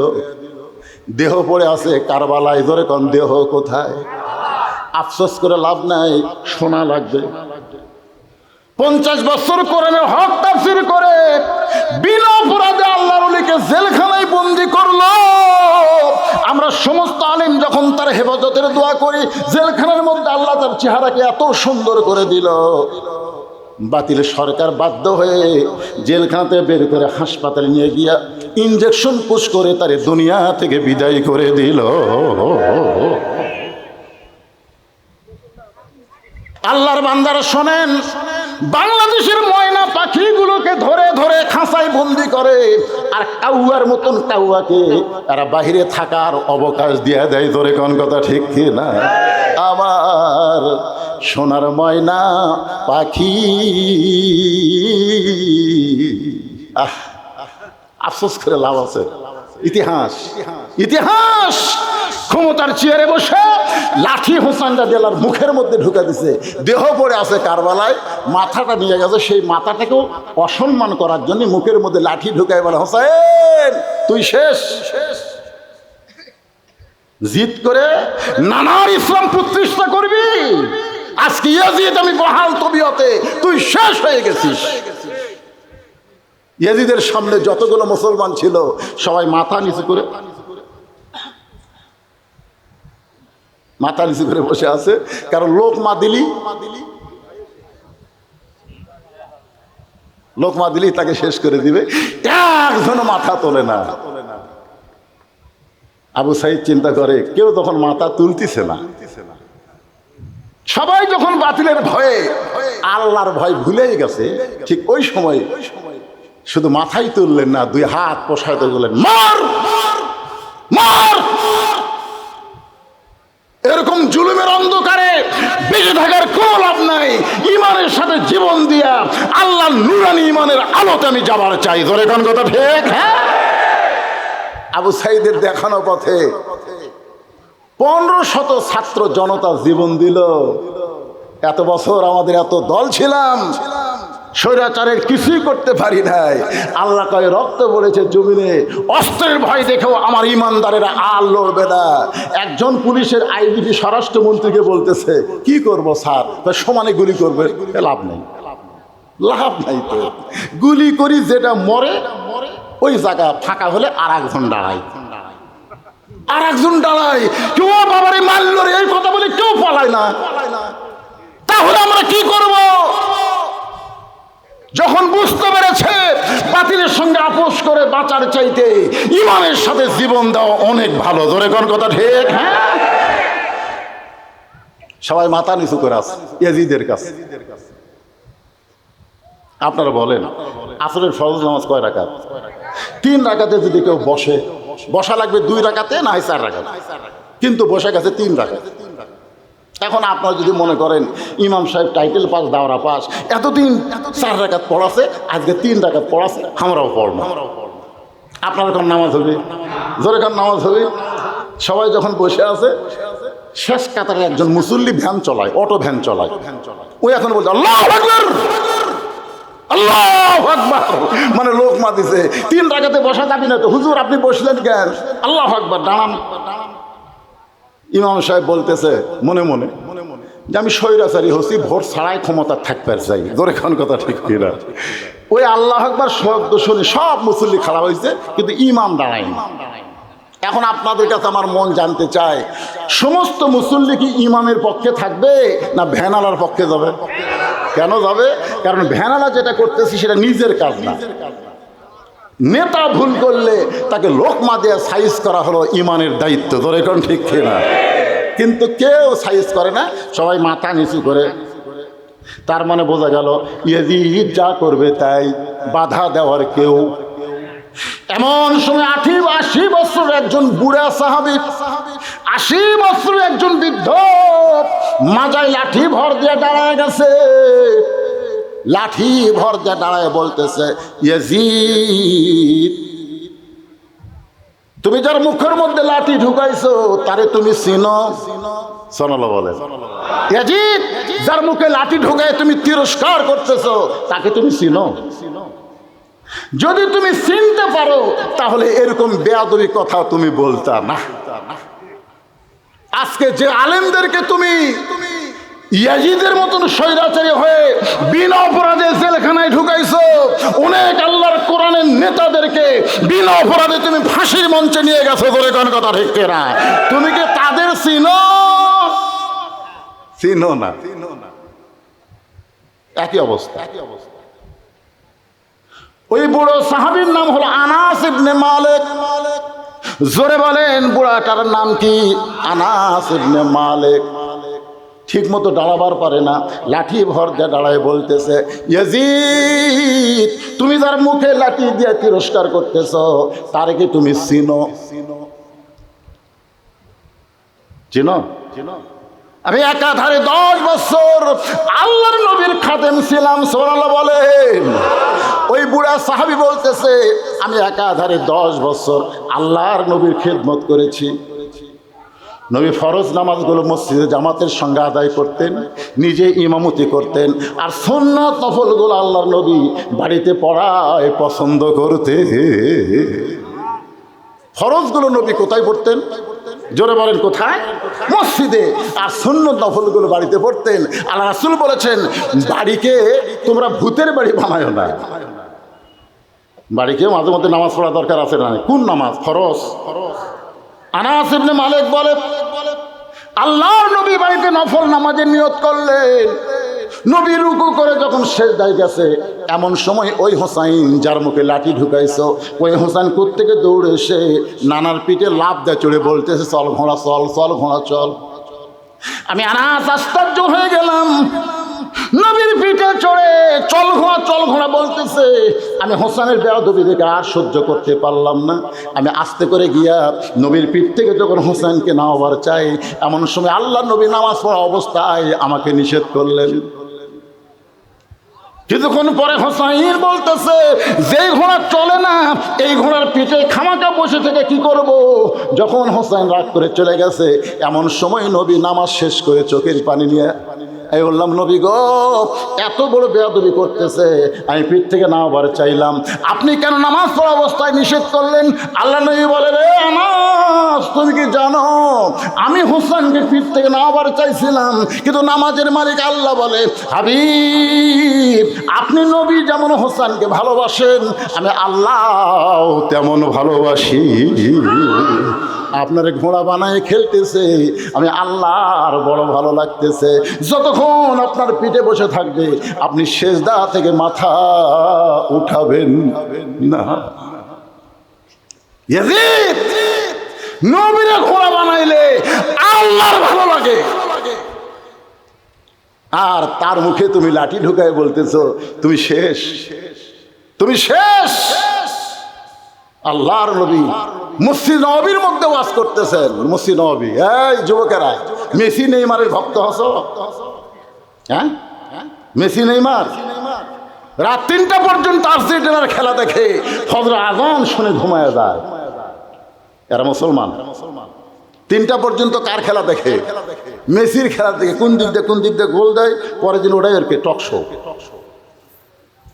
আর 3টার সময় সালাতো, 3টার সময় ঘুমায় যায়, আর সালাতো খায় নাম শোনার পরে চেতন পায় না।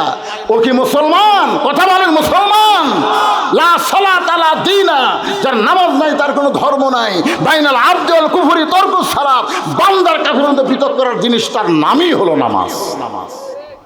এখন আপনারা বলেন, হুজুর যৌবনকালে পড়তেছে না, বুড়া বয়সে পড়বে? ঘুষের চাকরি যতদিন করতো ততদিন তওবা করেনি। যেই চাকরি গেছে তখন আল্লাহর কাছে বলতেছে, আল্লাহ আজ থেকে আমি আর ঘুষ খাবো না, আল্লাহ আমি আর ঘুষ খাবো না। আল্লাহকে ইয়ার কি মারিস, যতদিন তোর ঘুষের চাকরি ছিল ততদিন তুই তওবা করিসনি, চাকরি গেছে আর তওবা করতেছিস।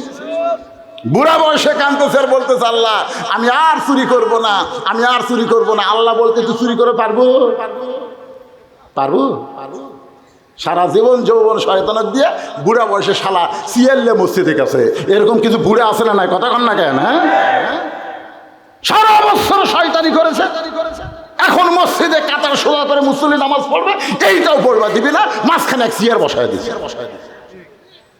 আপনারা জানেন নামাজের ভিতরে এবং বাইরে 13টা ফরজ, তার মধ্যে একটা ফরজ হলো দাঁড়িয়ে নামাজ পড়া। ধরে কোন কথা ঠিক কিনা?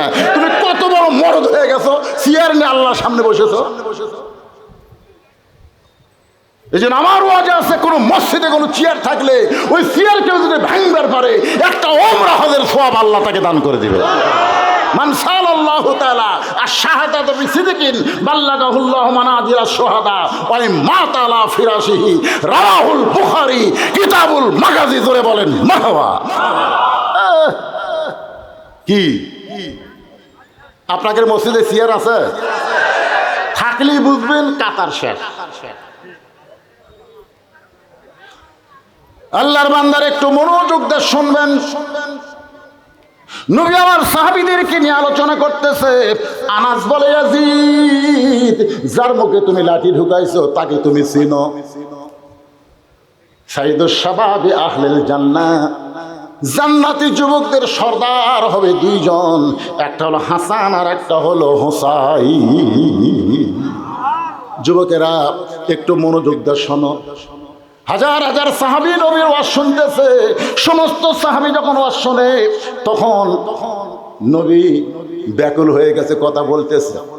এমন সময় কোত্থেকে হোসাইন দৌড়ে এসে মসজিদ নববীর মধ্যে ঢুকি বলতেছে, না না, অনেক সময় সাহাবীদেরকে দিছ, আর সাহাবীকে সময় দেওয়া যাবে না, এখন হব না না, আর আমি মাঝখানে অন্য কেউ থাকা চলবে। এমন সময় আবু বকর বলে, হুযায়ফা এত দামি কথা নবী বলতেছে, এখন যদি হোসেন নবীর ওয়াজটা বন্ধ করে দেয়, দামি কথা থেকে কিন্তু আমরা বঞ্চিত হব। কারণ নবী যেগুলো কথা বলে এগুলা নবী বলে না, এগুলা কে বলা হয়? মা ইয়ান্তিকু আনিল হাওয়া ইন হুয়া ইল্লা ওয়াহয়ুন ইউহা। আল্লাহু আকবার। আমি কি কোরআনে আয়াত তেলাওয়াত করলাম না? হ্যাঁ, তা আপনার কিছুই দেখুন না। একটু মনোযোগ দিবেন। হুযায়ফাতুল ইয়ামান এক দৌড়ে গিয়া হোসেনকে কোলের মধ্যে নিয়ে বলতেছে, বাবু এখন তোমার নানা দামি দামি কথা বলতেছে, সেই কথা সাহাবীরা পাগলের মতো শুনতেছে, এখন তুমি নানার কাছে যাইও না। সঙ্গে সঙ্গে হোসেন বলে, রে নানার সাহাবীরা, আমার নানাকে চিনো বলে নানার দামি কথা শুনতেছো, আমাকে চিনো না বলে নানার কাছে আমাকে যাবার দিচ্ছ না। আজকে শুনে নাও, ওই নানার চাইতে কোনো অংশে আমি ছোট না। আমার নানাকে চিনো, এ কারণে নানার ওয়াজ শুনতেছো। আমাকে চিনো, আমাকে চিনো না বলে নানার কাছে আমাকে যাবার দিচ্ছে না।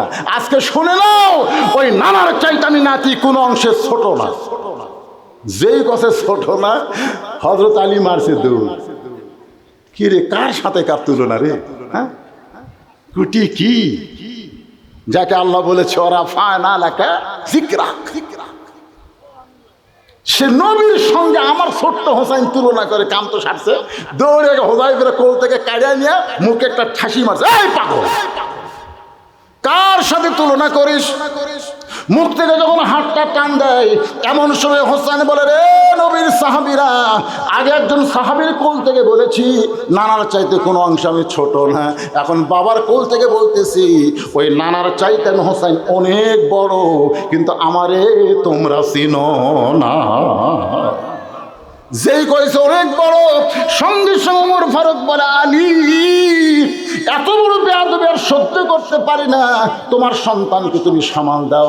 আলী যখন হোসেনকে নিয়ে বাড়ির দিকে যাবার চায়, এমন সময় ইয়াতীম নবী আমার দাঁড়িয়ে বললেন, আলী রে, আমার কাছ থেকে আমার কলিজারে তুই আলাদা করিস না। যেই বলে আলী রে, আমার কাছ থেকে আমার কলিজারে তুই আলাদা করিস না, সঙ্গে সঙ্গে আলী যখন হোসেনকে ছাইড়া দেয়, হোসেন রক্ত মাখা মুখ নিয়ে এক দৌড়ে নানার কাছে এসে নানার গালে মুখে চুমা খাইয়ে বলে, নানা আপনাকে ছাড়া আমি বাঁচবো না। এদিকে কারবালার প্রান্তরে কেউ যখন হোসেনের সঙ্গে নাই, নানার ইসলামকে গালিব করার জন্যে ৭২ জন সঙ্গী নিয়ে নিজের জীবন আল্লাহ রাস্তায় কোরবানি দেয়। নানা নানা, আপনাকে আমি আমার জীবনের চাইতে ভালোবাসি নানা। নানা, অনেক সময় হলো আপনাকে পাচ্ছি না, তাই রাগ করে বলেছি নানার চাইতে কোনো অংশে ছোট না।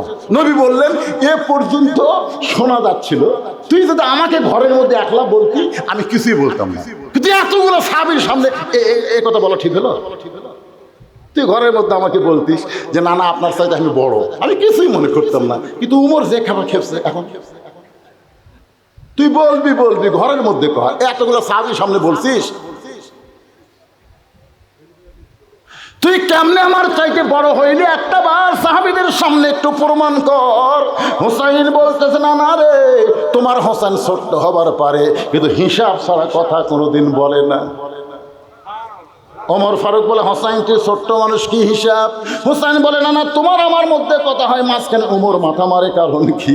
রাসূল বললেন, এজলিস ইয়া ওমর, ওমর তুমি বসো।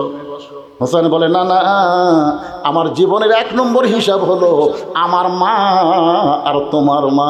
বলো না বলো, এই ২ জনের মধ্যে কার মা বড়? গভীর রাত্রে হযরত আলীকে বুকের মধ্যে নিয়ে ফাতেমা কাঁদতেছে।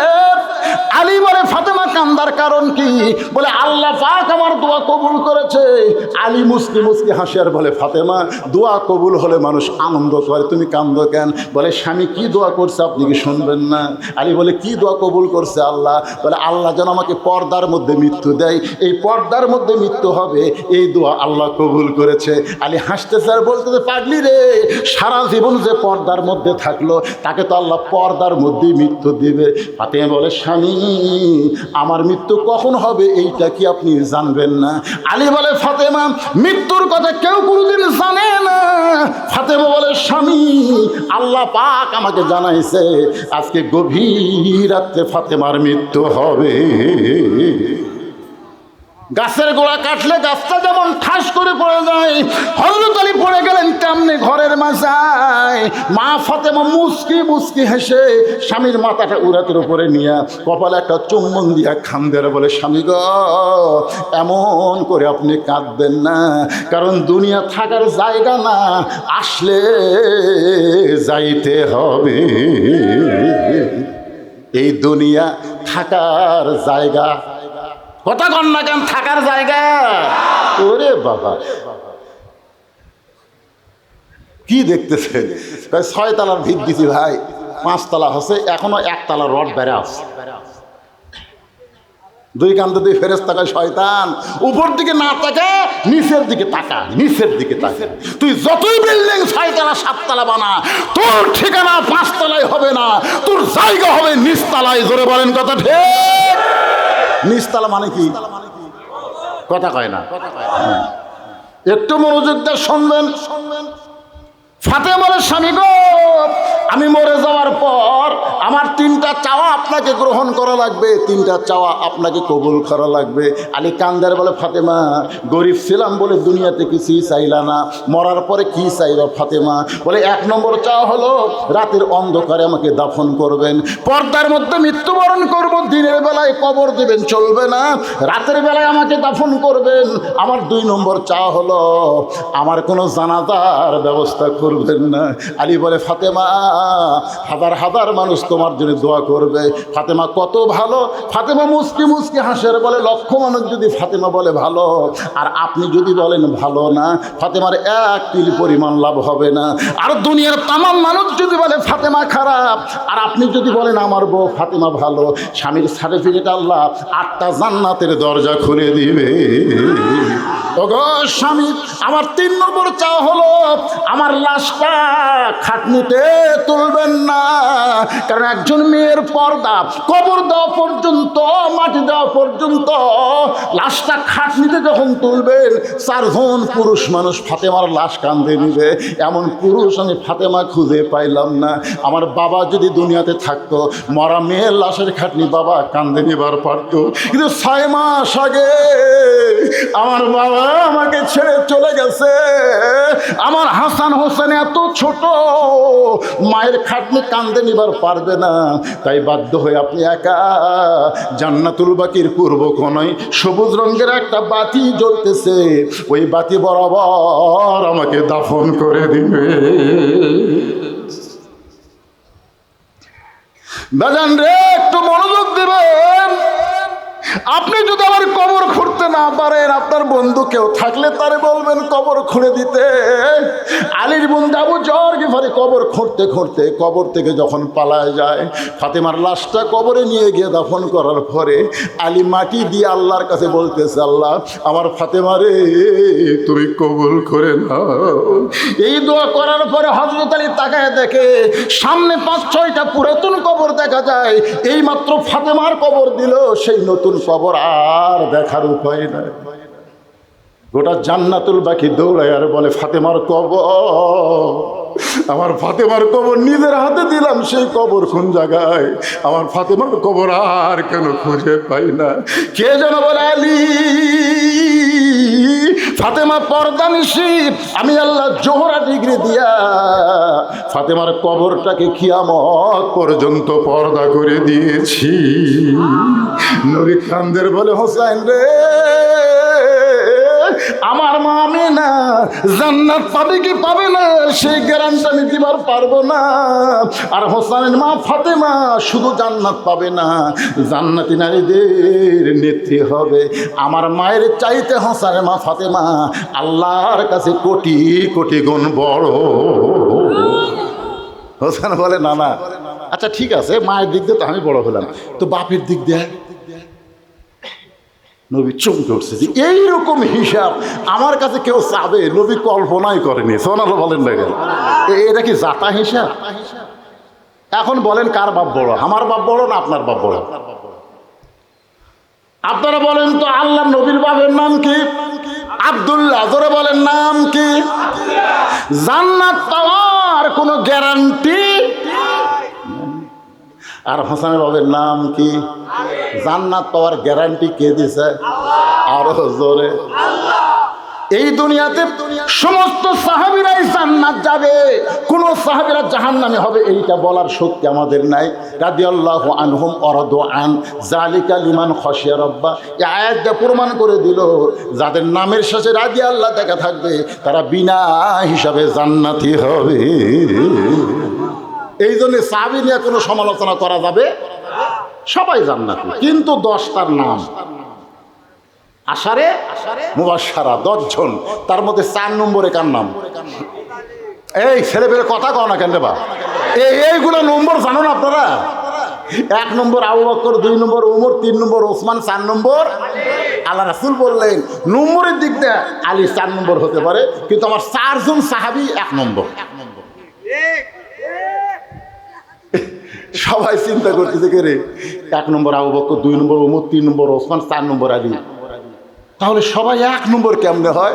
আল্লাহ রাসূল বললেন নরমে 1 নম্বর আবু বকর, গরমে 1 নম্বর উমর, সম্পদে 1 নম্বর ওসমান, আর জ্ঞানে 1 নম্বর আলী। তাহলে সবাই কয় নম্বর? কিন্তু একসাথে তো বলা যাবে না, এই জন্যে একটু নম্বরের দরকার আছে না নাই? আবু বকর 1 নম্বর, উমর 2 নম্বর, ওসমান 3 নম্বর, 4 নম্বর আলী। রাসূল কান্দার বলে হাসান হোসাইন রে, তোমার বাবা আলী শুধু জান্নাতি নয়, সার্টিফিকেট পাওয়া একজন মানুষ। আমার বাবা আব্দুল্লাহর চাইতে তোমার বাবা আলী কোটি কোটি গুণ আল্লাহর কাছে বড়। এবার হোসাইন দৌড়ে গিয়া নানার হাত ধরে বলে, নানা এটাই আমার শেষ প্রশ্ন। নানা এখন বলো তো, আমার নানা আর তোমার নানা, এই 2 নানার মধ্যে কোন নানা বড়? আমার নানা তোমার নানা, এই 2 নানার মধ্যে কোন নানা বড়? সঙ্গে সঙ্গে ওমর ফারুক দৌড়ে এসে হোসেনকে এক টানে বুকের মধ্যে নিয়ে মুখে চুমা খায় আর বলে, আলী রে, আমি ওমর না হয় মূর্খ মানুষ, কিন্তু তুমি জ্ঞানী হইয়া এই মুখের উপরে এত জোরে ঠাসি কেন দিলা? আপনারা কি বলতেছেন, কি বুঝতেছেন? ওমর ফারুক বলতেছে, আলী আমি না হয় মূর্খ, কিন্তু তুমি জ্ঞানী। আপনারা বলেন তো পৃথিবীর মুসলমানের মধ্যে 1 নম্বর জ্ঞানীর নাম কি? আরো জোরে জোরসে বলেন। আনা মাদিনাতুল ইলমে ওয়া আলিও বাবুহা। সাহাবীদের নিয়ে রাসূল খাচ্ছেন, রাসূলের পাশে বসে আছেন হযরত আলী। আলীর জ্ঞান দেখার জন্য আলী খুরমা খেজুর খাচ্ছে আর বিচিটা আলীর সামনে রাখতেছে। আলী যখন অন্যদিকে মন দেয় হুট করে বিচি রেখে। এক সময় রাসূল বলতেছে, দেখো আমার আলীর পেটে এত খিদা, কতগুলো খেজুর একলাই খাচ্ছে, বিচি ঠিক হয়ে গেছে। আলী বলতেছে, ভাই আমার পেটে খিদা বেশি, এই জন্য বিচিও বাড়াছে বেশি। তোমরা বলো তো ক্ষুধা বেশি কার, যে বিচি বার করা খায় না বিচি সহ খায়? সবাই বলতেছে ক্ষুধা তারই বেশি যে বিচি সহ খায়। নবীর সামনে তাকায় দেখো একটাও বিচি নাই। এখন বলো ক্ষুধা কার বেশি? সঙ্গে সঙ্গে নবী দাঁড়িয়ে বললেন, আলী আজ থেকে তোর ডিগ্রি হলো আনা মাদিনাতুল ইলম ওয়া আলিউ বাবুহা। ওমর ফারুক হোসেনকে বুকের মধ্যে নিয়ে বলে, হোসাইন তোমার নানার নানা ওয়াহাব জুহুরিকে দুনিয়ার কেউ চিনে না। আর হোসেনের নানা সঙ্গে আল্লাহ কোরআনে করেছেন ঘোষণা, ওয়া ইন্নাকা লাআলা খুলুকিন আযীম। নবীর নানার চাইতে হোসেনের নানা কোটি কোটি গুণ বড়। এখন হোসেন বলে, নানা মায়ের দিক দিয়ে যদি আমি বড় হই, বাবার দিক দিয়ে যদি আমি বড় হই, নানার দিক দিয়ে যদি আমি বড় হই, তাহলে তুমি বড় কোন দিক দিয়ে? সঙ্গে সঙ্গে রাসূল আনাস বলে, ইয়াজিদ ইয়াজিদ, যার মুখের মতো লাঠি ঢুকাইছিস। সঙ্গে সঙ্গে রাসূল এভাবে হোসেনকে উপর দিকে তুলে বললেন, এ সাহাবীরা বলো তো, আমি আর হোসেনের মাথা কার উপরে? নবী এরকম মাথার উপর তুলিছে। তখন সাহাবী বলতেছে হুজুর আপনার মাথার উপর তো হোসেনের মাথা দেখা দেয়। আলী বলতেছে মাথা উপরে থাকলে কি হয়, পা তো মাটির নেই। মারাত্মক একটা অ্যাঙ্গেলে ডোজ দিছে, ধরে এখন কথা ঠিক না। মাথা উপরে থাকলে কোনো পা তো মাটির নেই। আজকে হোসেনের এত দাম হয়েছে হোসেনের জন্য না, আল্লাহ নবীর কারণে, ধরে কোন কথা ঠিক কিনা। আর সেই মুখে তুমি লাঠি ঢুকাইয়া অহংকার করতেছো হোসেন শেষ হয়ে গেছে। হোসেন শেষ হয়নি, তুমি শেষ। তখন সব মাথা তুলে কয় কে রে, এ বুড়া কে রে? তুমি শেষ। যে ক্ষমতার অহংকারে ভালো মানুষকে হত্যা করে অহংকার করে কথা বলতেছো, আমি তো দেখতে পাচ্ছি। ইয়ানজুরুবি নূরিল্লাহ, জোরে কোন সুবহানাল্লাহ। ইত্তাকু ফিরাসাতাল মুমিনিনা ফাইন্নাহু ইয়ানজুরু বিনূরিল্লাহ। যারা প্রকৃত মুমিন হবে তারা তোমাদের মতন এই ভোঁতা চোখ দিয়ে দেখবে না, তারা যা দেখবে আল্লাহর নূরের সাহায্যে। যেটা দেখেছে আল্লামা সাঈদী, ধরে কোন কথা ঠিক কিনা, তার প্রত্যেকটা কথা 100 ফলে যাচ্ছে। ধরে কথা কন না, কথা কন না। আপনারা কি মনে করছেন আমাদের মতন এইরকম চোখ দিয়ে দেখছে? আল্লাহ রাসূল বলতেছেন ইত্তাকু ফিরাসাতাল মুমিনিনা ফাইন্নাহু ইয়ানজুরু বিনূরিল্লাহ। আনাস বলতেছে আমি দেখতে পাচ্ছি। তখন ইয়াজিদ কিন্তু সিয়ারে, ধরে কান কোথায়? আনাস বলতেছে আমি দেখতে পাচ্ছি অচিরেই তোমার ক্ষমতা যাবে, তুমি নিগৃহীত হবে, তোমার নাম পৃথিবীতে আর কেউ বলবে। আপনারা বলেন তো কয় বছর? মাত্র 5 বছরের মধ্যে ইয়াজিদ শেষ। আজকে গোটা বাংলাদেশ যদি অনুবীক্ষণ যন্ত্র দিয়ে খোঁজেন, ইয়াজিদ নামের কোনো মানুষ আপনারা পাবেন? আমার এলাকার এক আকাশ মহন্ত, তার এক বেটা হচ্ছে, আমার কয় মামা, মামা করে কয় একটু দোয়া করে দেন তো। আমি বললাম দোয়া লাগবে না, একটা ভালো নাম করি। বলে কি নাম মামা? বলে তোমার সন্তান নাম ইয়াজিদ থো।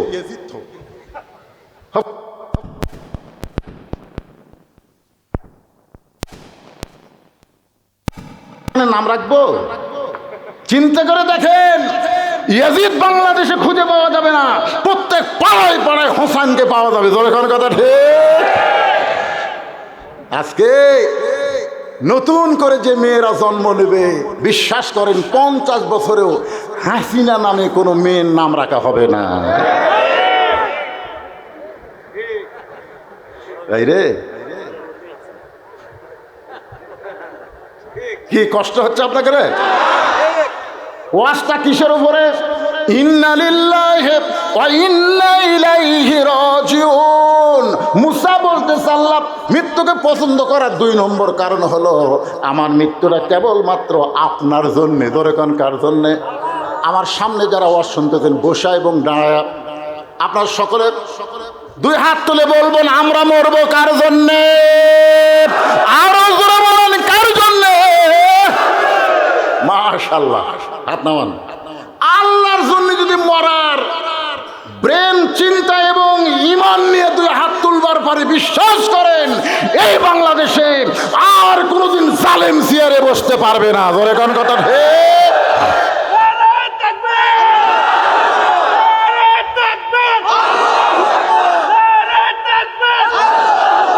আপনারা বলেন বাংলাদেশের মসজিদগুলো কার দখলে আছে? কোন জালেমের দখলে না আলেমের দখলে? কথা কন না কেন?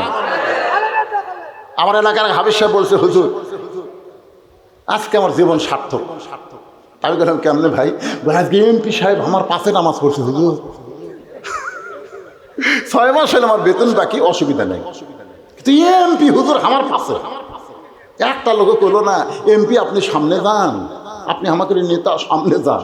কারণ সমস্ত চামচারাই জানে আমাদের এমপি ঠিক মতো আল্লাহু আকবার কবার পারে না। জোরে কোন কথা ঠিক রে? কি যে বিপদে ছিলাম ভাই এই 15টা বছর। আর বিজ্ঞাপন পড়তে পড়তে কাম সারা। একটা লুচ্চা, একটা মক্খর, একটা জিনাখোরের নাম বিজ্ঞাপনের প্রথম। জোরে কোন কথা ঠিক কিনা? লুচ্চা। আমি গুরুদাসপুরে এক মাহফিলে দেখেছি, সমস্ত কথা আমার রেকর্ড হচ্ছে। নেতা মদ খাতে খাতে তেজে আসছে, মদ খাতে খাতে। কে যেন কইছে বলেছি রাজাকার, মদ খাই যাচ্ছে তেজে। মদের গন্ধে মানুষ অস্থির, কিন্তু নেতার বিরুদ্ধে বলার শক্তি কারো নাই। কি একটা যে সময় চলে গেছে আমাদের বাংলাদেশে, জোরে কোন কথা ঠিক? ওই সময়কে আবার আনবেন নাকি? এই জন্যে জীবন দেবো কার জন্য? আল্লাহ বলে মুসা মৃত্যুকে পছন্দ করো 3 নম্বর কারণ কি? 3 নম্বর কারণ অত্যন্ত গুরুত্বপূর্ণ, আমি আপনাদের সামনে বলবো। ইন্না লিল্লাহর তাফসীর পুরাপুরি হয়ে যাবে। কারা কারা শুনবেন আল্লাহকে একটু হাত দেখান। লিল্লাহে তাকবীর। আমি ইচ্ছা করলে ওয়াজ টানতে টানতে 1টা পর্যন্ত নিয়ে যাবার পারবো, কিন্তু লাভটা কিছু নাই। কারণ যদি কোনো কারণে ফজরের নামাজটা কাজা হয়ে যায়, এই জন্য কোরআনের পাখি আল্লামা সাইদি হুজুর কোনোদিন 12টা পর্যন্ত ওয়াজ করে নাই। তিনি উঠেছেন 8টার সময়, 10টার মধ্যে মোনাজাত হয়ে যেত। তোরে কোন ঠিক কি না? সাইদি হুজুরের ওয়াজ শুনে, আল্লামা সাইদির ওয়াজ শুনে ফজরের নামাজ নষ্ট হয়েছে এমন কোনো শ্রোতা বলতে পারবে না। কিন্তু আমাদের মতন এই তেলতেলা বক্তার ওয়াজ শুনে বাড়ি যায়, কখন মুয়াজ্জিন আজান দেয়। আমার এলাকার এক মুয়াজ্জিন ওয়াজ শুনবার গেছিল, ওয়াজ শুনে আসে এমন ঘুমাতে ভাই, আজানের সময় মুয়াজ্জিনই চেতন পায়নি।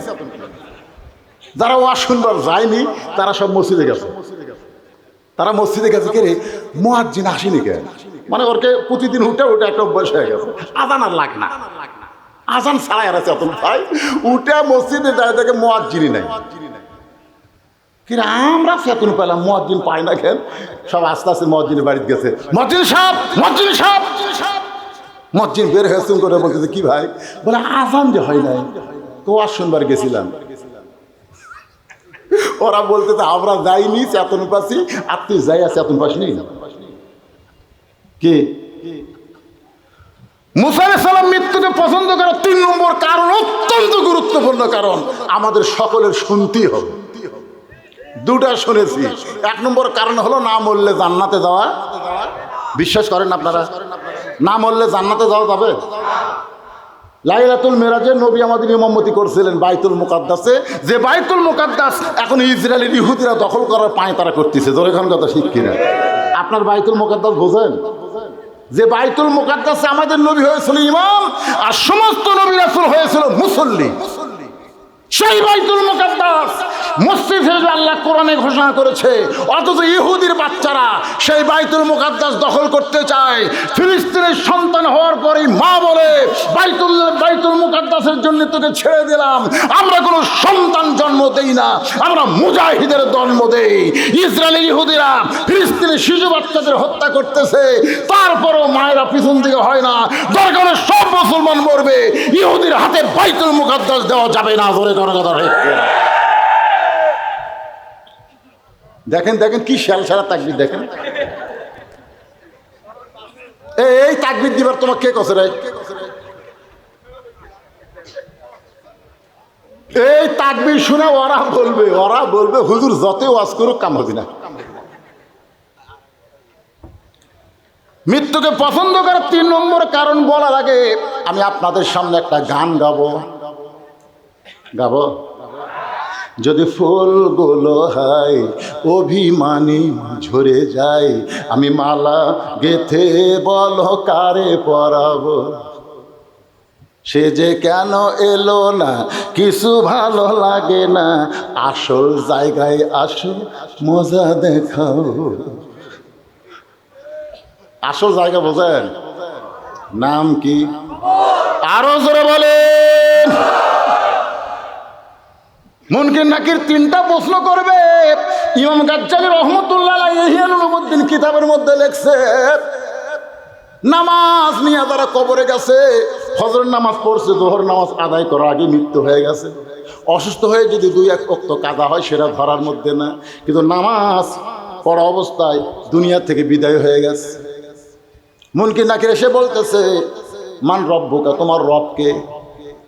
ওই মৃত্যু মুমিনকে আল্লাহ ঘুম ভাঙাবে না, তার পক্ষে নামাজকে দাঁড় করায় দিলে নামাজ চিল্লায় বলবে, রে মুনকির নাকির, কাকে রব সম্পর্কে প্রশ্ন করতেছ? এই মুসলমান সারা জীবনে কত ওয়াক্ত নামাজ পড়েছে তোমরা কি জানো? মুনকির নাকির বলবে, আমরা তো হিসাব জানি না। তাহলে মান রব্বুকা প্রশ্ন করতেছ? যে লোকটা মসজিদের মধ্যে ঢুকেই নিয়ত করার পরে বলে আলহামদুলিল্লাহি রব্বিল আলামিন। যেই লোকটা রুকুতে গিয়ে বলে সুবহান রব্বিল আযীম, যে লোকটা সিজদায় গিয়ে বলে সুবহান রব্বিল আলা, দুনিয়াতে এতবার রব রব করে দুনিয়া থেকে কবরে আইছে, আরামের ঘুম পাড়তেছে, আনমান রব্বুকে প্রশ্ন করে তার ঘুমটা কেন ভাঙ্গাও? মুনকির নাকির বলে আল্লাহ তোমার বান্দাকে মান রব্বুকে প্রশ্ন করার সঙ্গে সঙ্গে নামাজ যে খেপা খেপছে, আমরা এখন কি করব আল্লাহ? আল্লাহ কয় মুনকির নাকির সাক্ষী থাক যে নামাজ নিয়ে কবরে আইছে, তার 1 নম্বর উত্তর হয়ে গেছে। আপনারা বলেন আমাদের বাংলাদেশেও তারা ওয়াজ শুনে, তারা নামাজের গুরুত্ব দেয় না।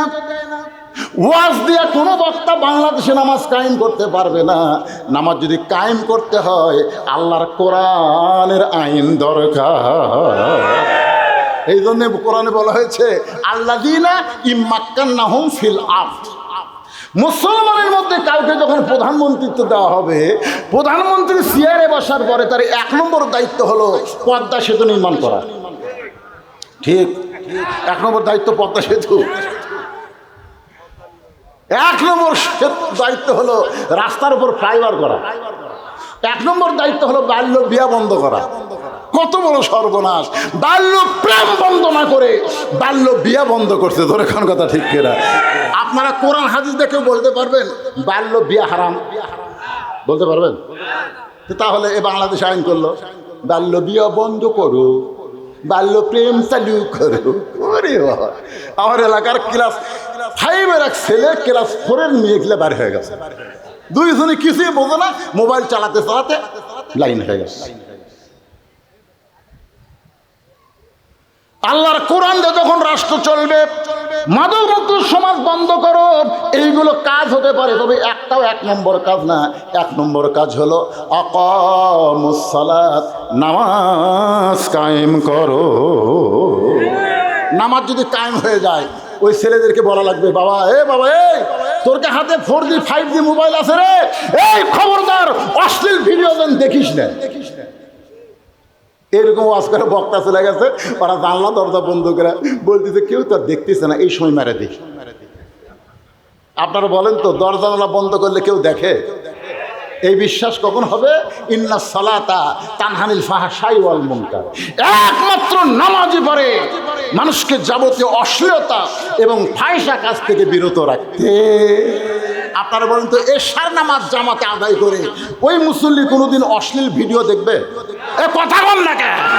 যার কলিজার মধ্যে ফজরের নামাজ মসজিদে জামাতে আদায় করার নিয়ত আছে, সে কোনোদিন অন্যায় অপকর্ম করতে পারবে না। এজন্য বাংলাতে কোরআনের আইন যখন চালু হবে, 1 নম্বর দায়িত্ব হলো নামাজ কায়েমের বিল পাস করা লাগবে। জোরে করে কথা ঠিক।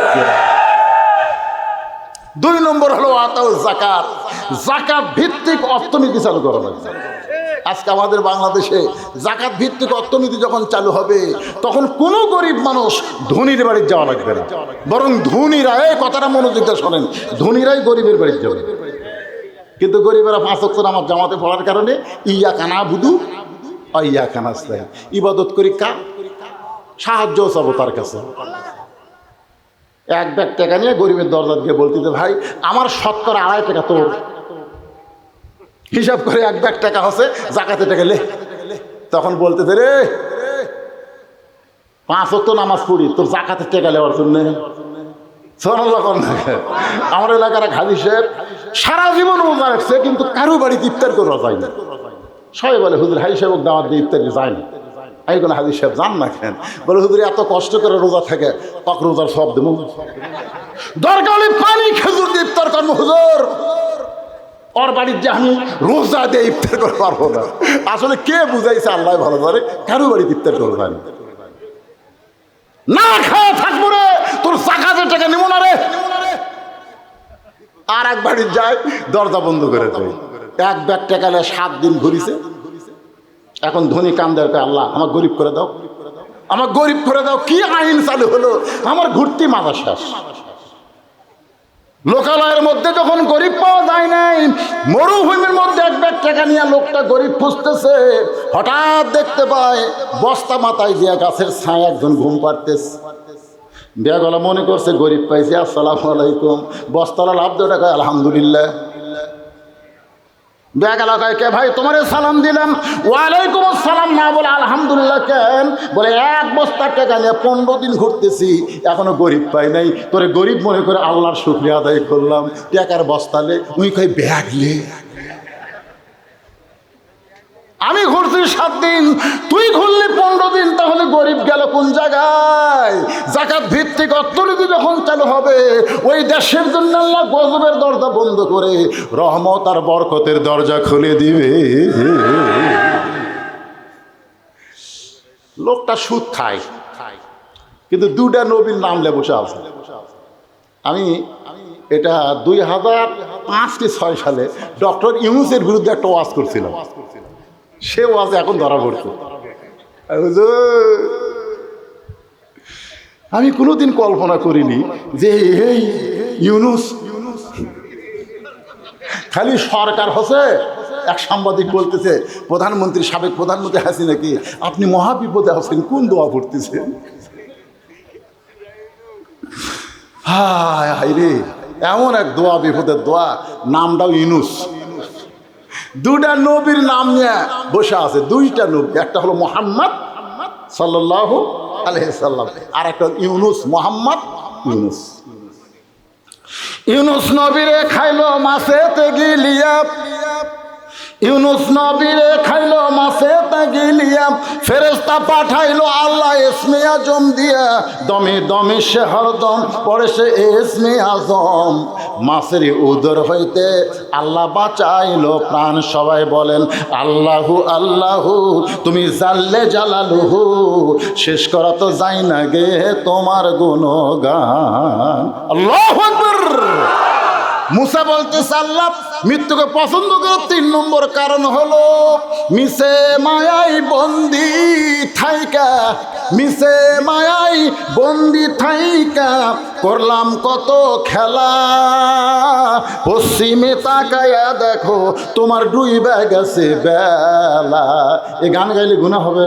তাহলে সবাই বলেন এক পলকের নাই ভরসা, মিশে সকল আশা, কখন বুঝি দারুণ ঝড়ে ভাঙবে তোমার বাসা।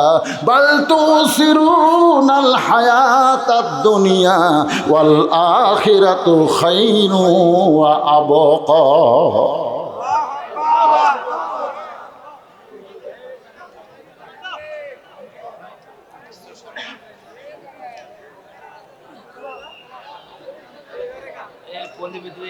নাম্বারটা দিতে মাসুম, এই পল্লীবিদ্যুৎ এজিএম, এই আসুম, এজিএম এর নাম্বারটা আসলে দেখো, আমি বন্ধ করে এজিএম না কয় আছে যে একটা বন্ধু পাও, আমি বন্ধ করে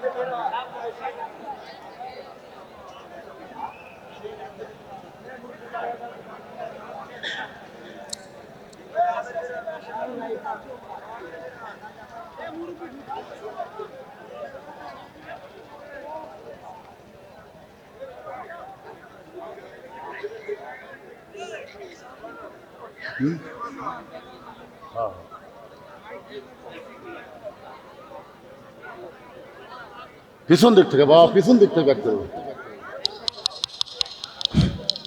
এটা না চালু করে দাও।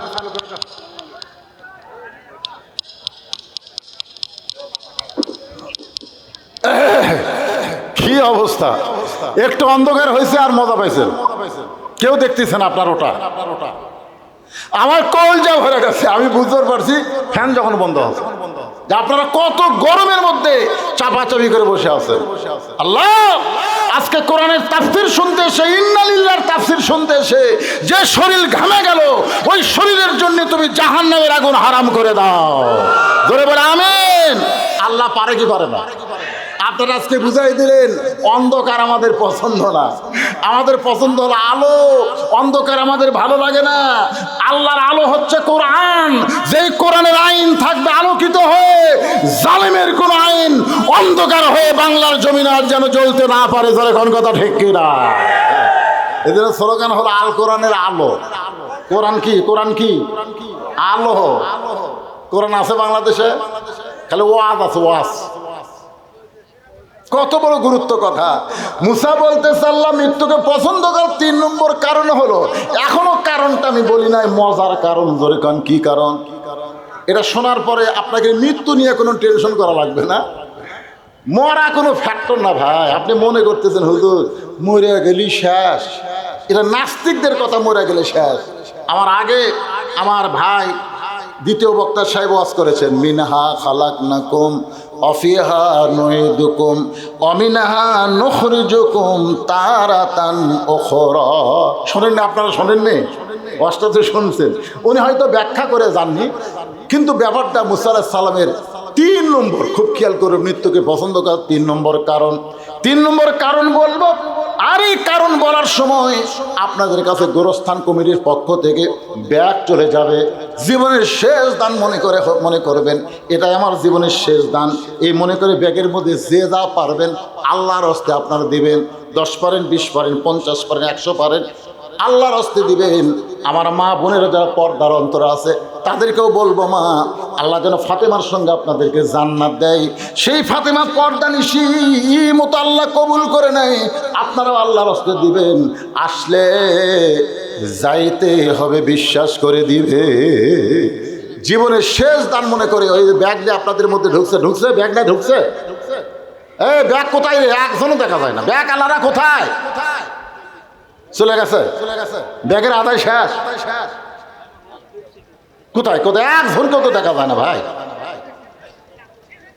হ্যাঁ না না, তখন এত মানুষ ছিল না, হয়তো পিছন দিকে যাক।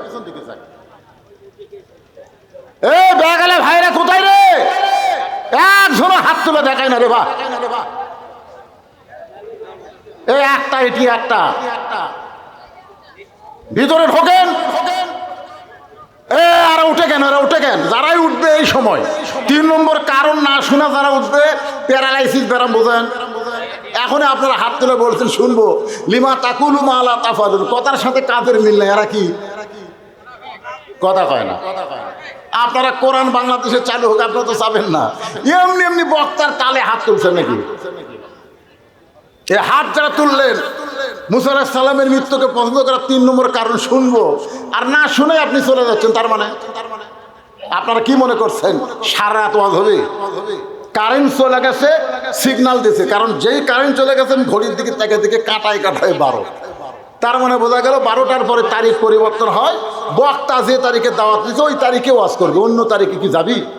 এই মনে করে কারেন্ট টান দিচ্ছে। কিন্তু আমি যে বেহা বক্তা, ধরে কোন কি বক্তা, বেহা বোঝেন না, এই তারিখ বোঝেন না। 12টার পরে কয় তারিখ? ধরে কোন কয় তারিখ? 1 তারিখ, 31 তারিখ। ধরে বলেন কয় তারিখ? আমি তারিখ দাওয়াত দিয়েছি 30 তারিখে, 31 তারিখ হয়ে গেছে। তারপরে বলতেছি, মুসা বলতেছে আল্লাহ মৃত্যুকে পছন্দ করার কারণ হলো দুনিয়ার জীবন হলো ক্ষণস্থায়ী, আর আখেরাতের জীবন হলো চিরস্থায়ী। ভাই আপনারা এই কথাটা গুরুত্ব দিয়ে শুনতেছেন না। আপনারা বলেন যে দুনিয়াতে আছেন, এই দুনিয়ার জীবন কি ক্ষণস্থায়ী? ধরে বলেন কি? মরার পরে যেই জীবন আল্লাহ আমাদেরকে দিবে এই জীবন কি? তা আপনাদের কাছে কোনটা ভালো লাগে, ক্ষণস্থায়ী না চিরস্থায়ী? হ্যাঁ, যে বাড়ি বানাচ্ছেন, যে আপনার চাল চলন, আপনার ক্ষণস্থায়ী জীবন ভালো লাগে না, এই কথা মুখ দিয়ে বললে হবে না। কাজে কর্মে প্রমাণ করতেছে আপনার যাওয়ার কথাই মনে নাই। জোরে কোন ঠিক? মুসা বলতেছে আল্লাহ দুনিয়ার জীবন হলো ক্ষণস্থায়ী, আখিরাত হলো চিরস্থায়ী। মৃত্যুকে পছন্দ করার কারণ হলো ক্ষণস্থায়ী জীবন থেকে চিরস্থায়ী জীবনে আমি চলে যাব।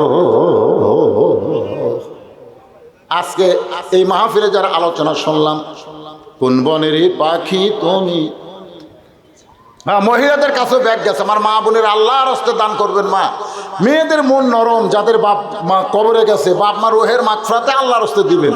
একজন বলছে যে হুজুর ব্যাগের কাম হয়ে গেছে। আপনারা বলেন তো, ব্যাংকে কি টাকা আপনারা একবার থন না বারবার থন? বারবার কেন থন? কম যতবার টাকা ব্যাংকে রাখবো ততবার টাকা রাখার কারণে আমার টাকা বেড়ে যাবে। আপনি দান যত করবেন আল্লাহ আপনার নামে জান্নাতের ব্যাংকে একটা অ্যাকাউন্ট খুলে দিবে। যত দিবেন ওই অ্যাকাউন্টে আল্লাহ দিয়ে দিবে।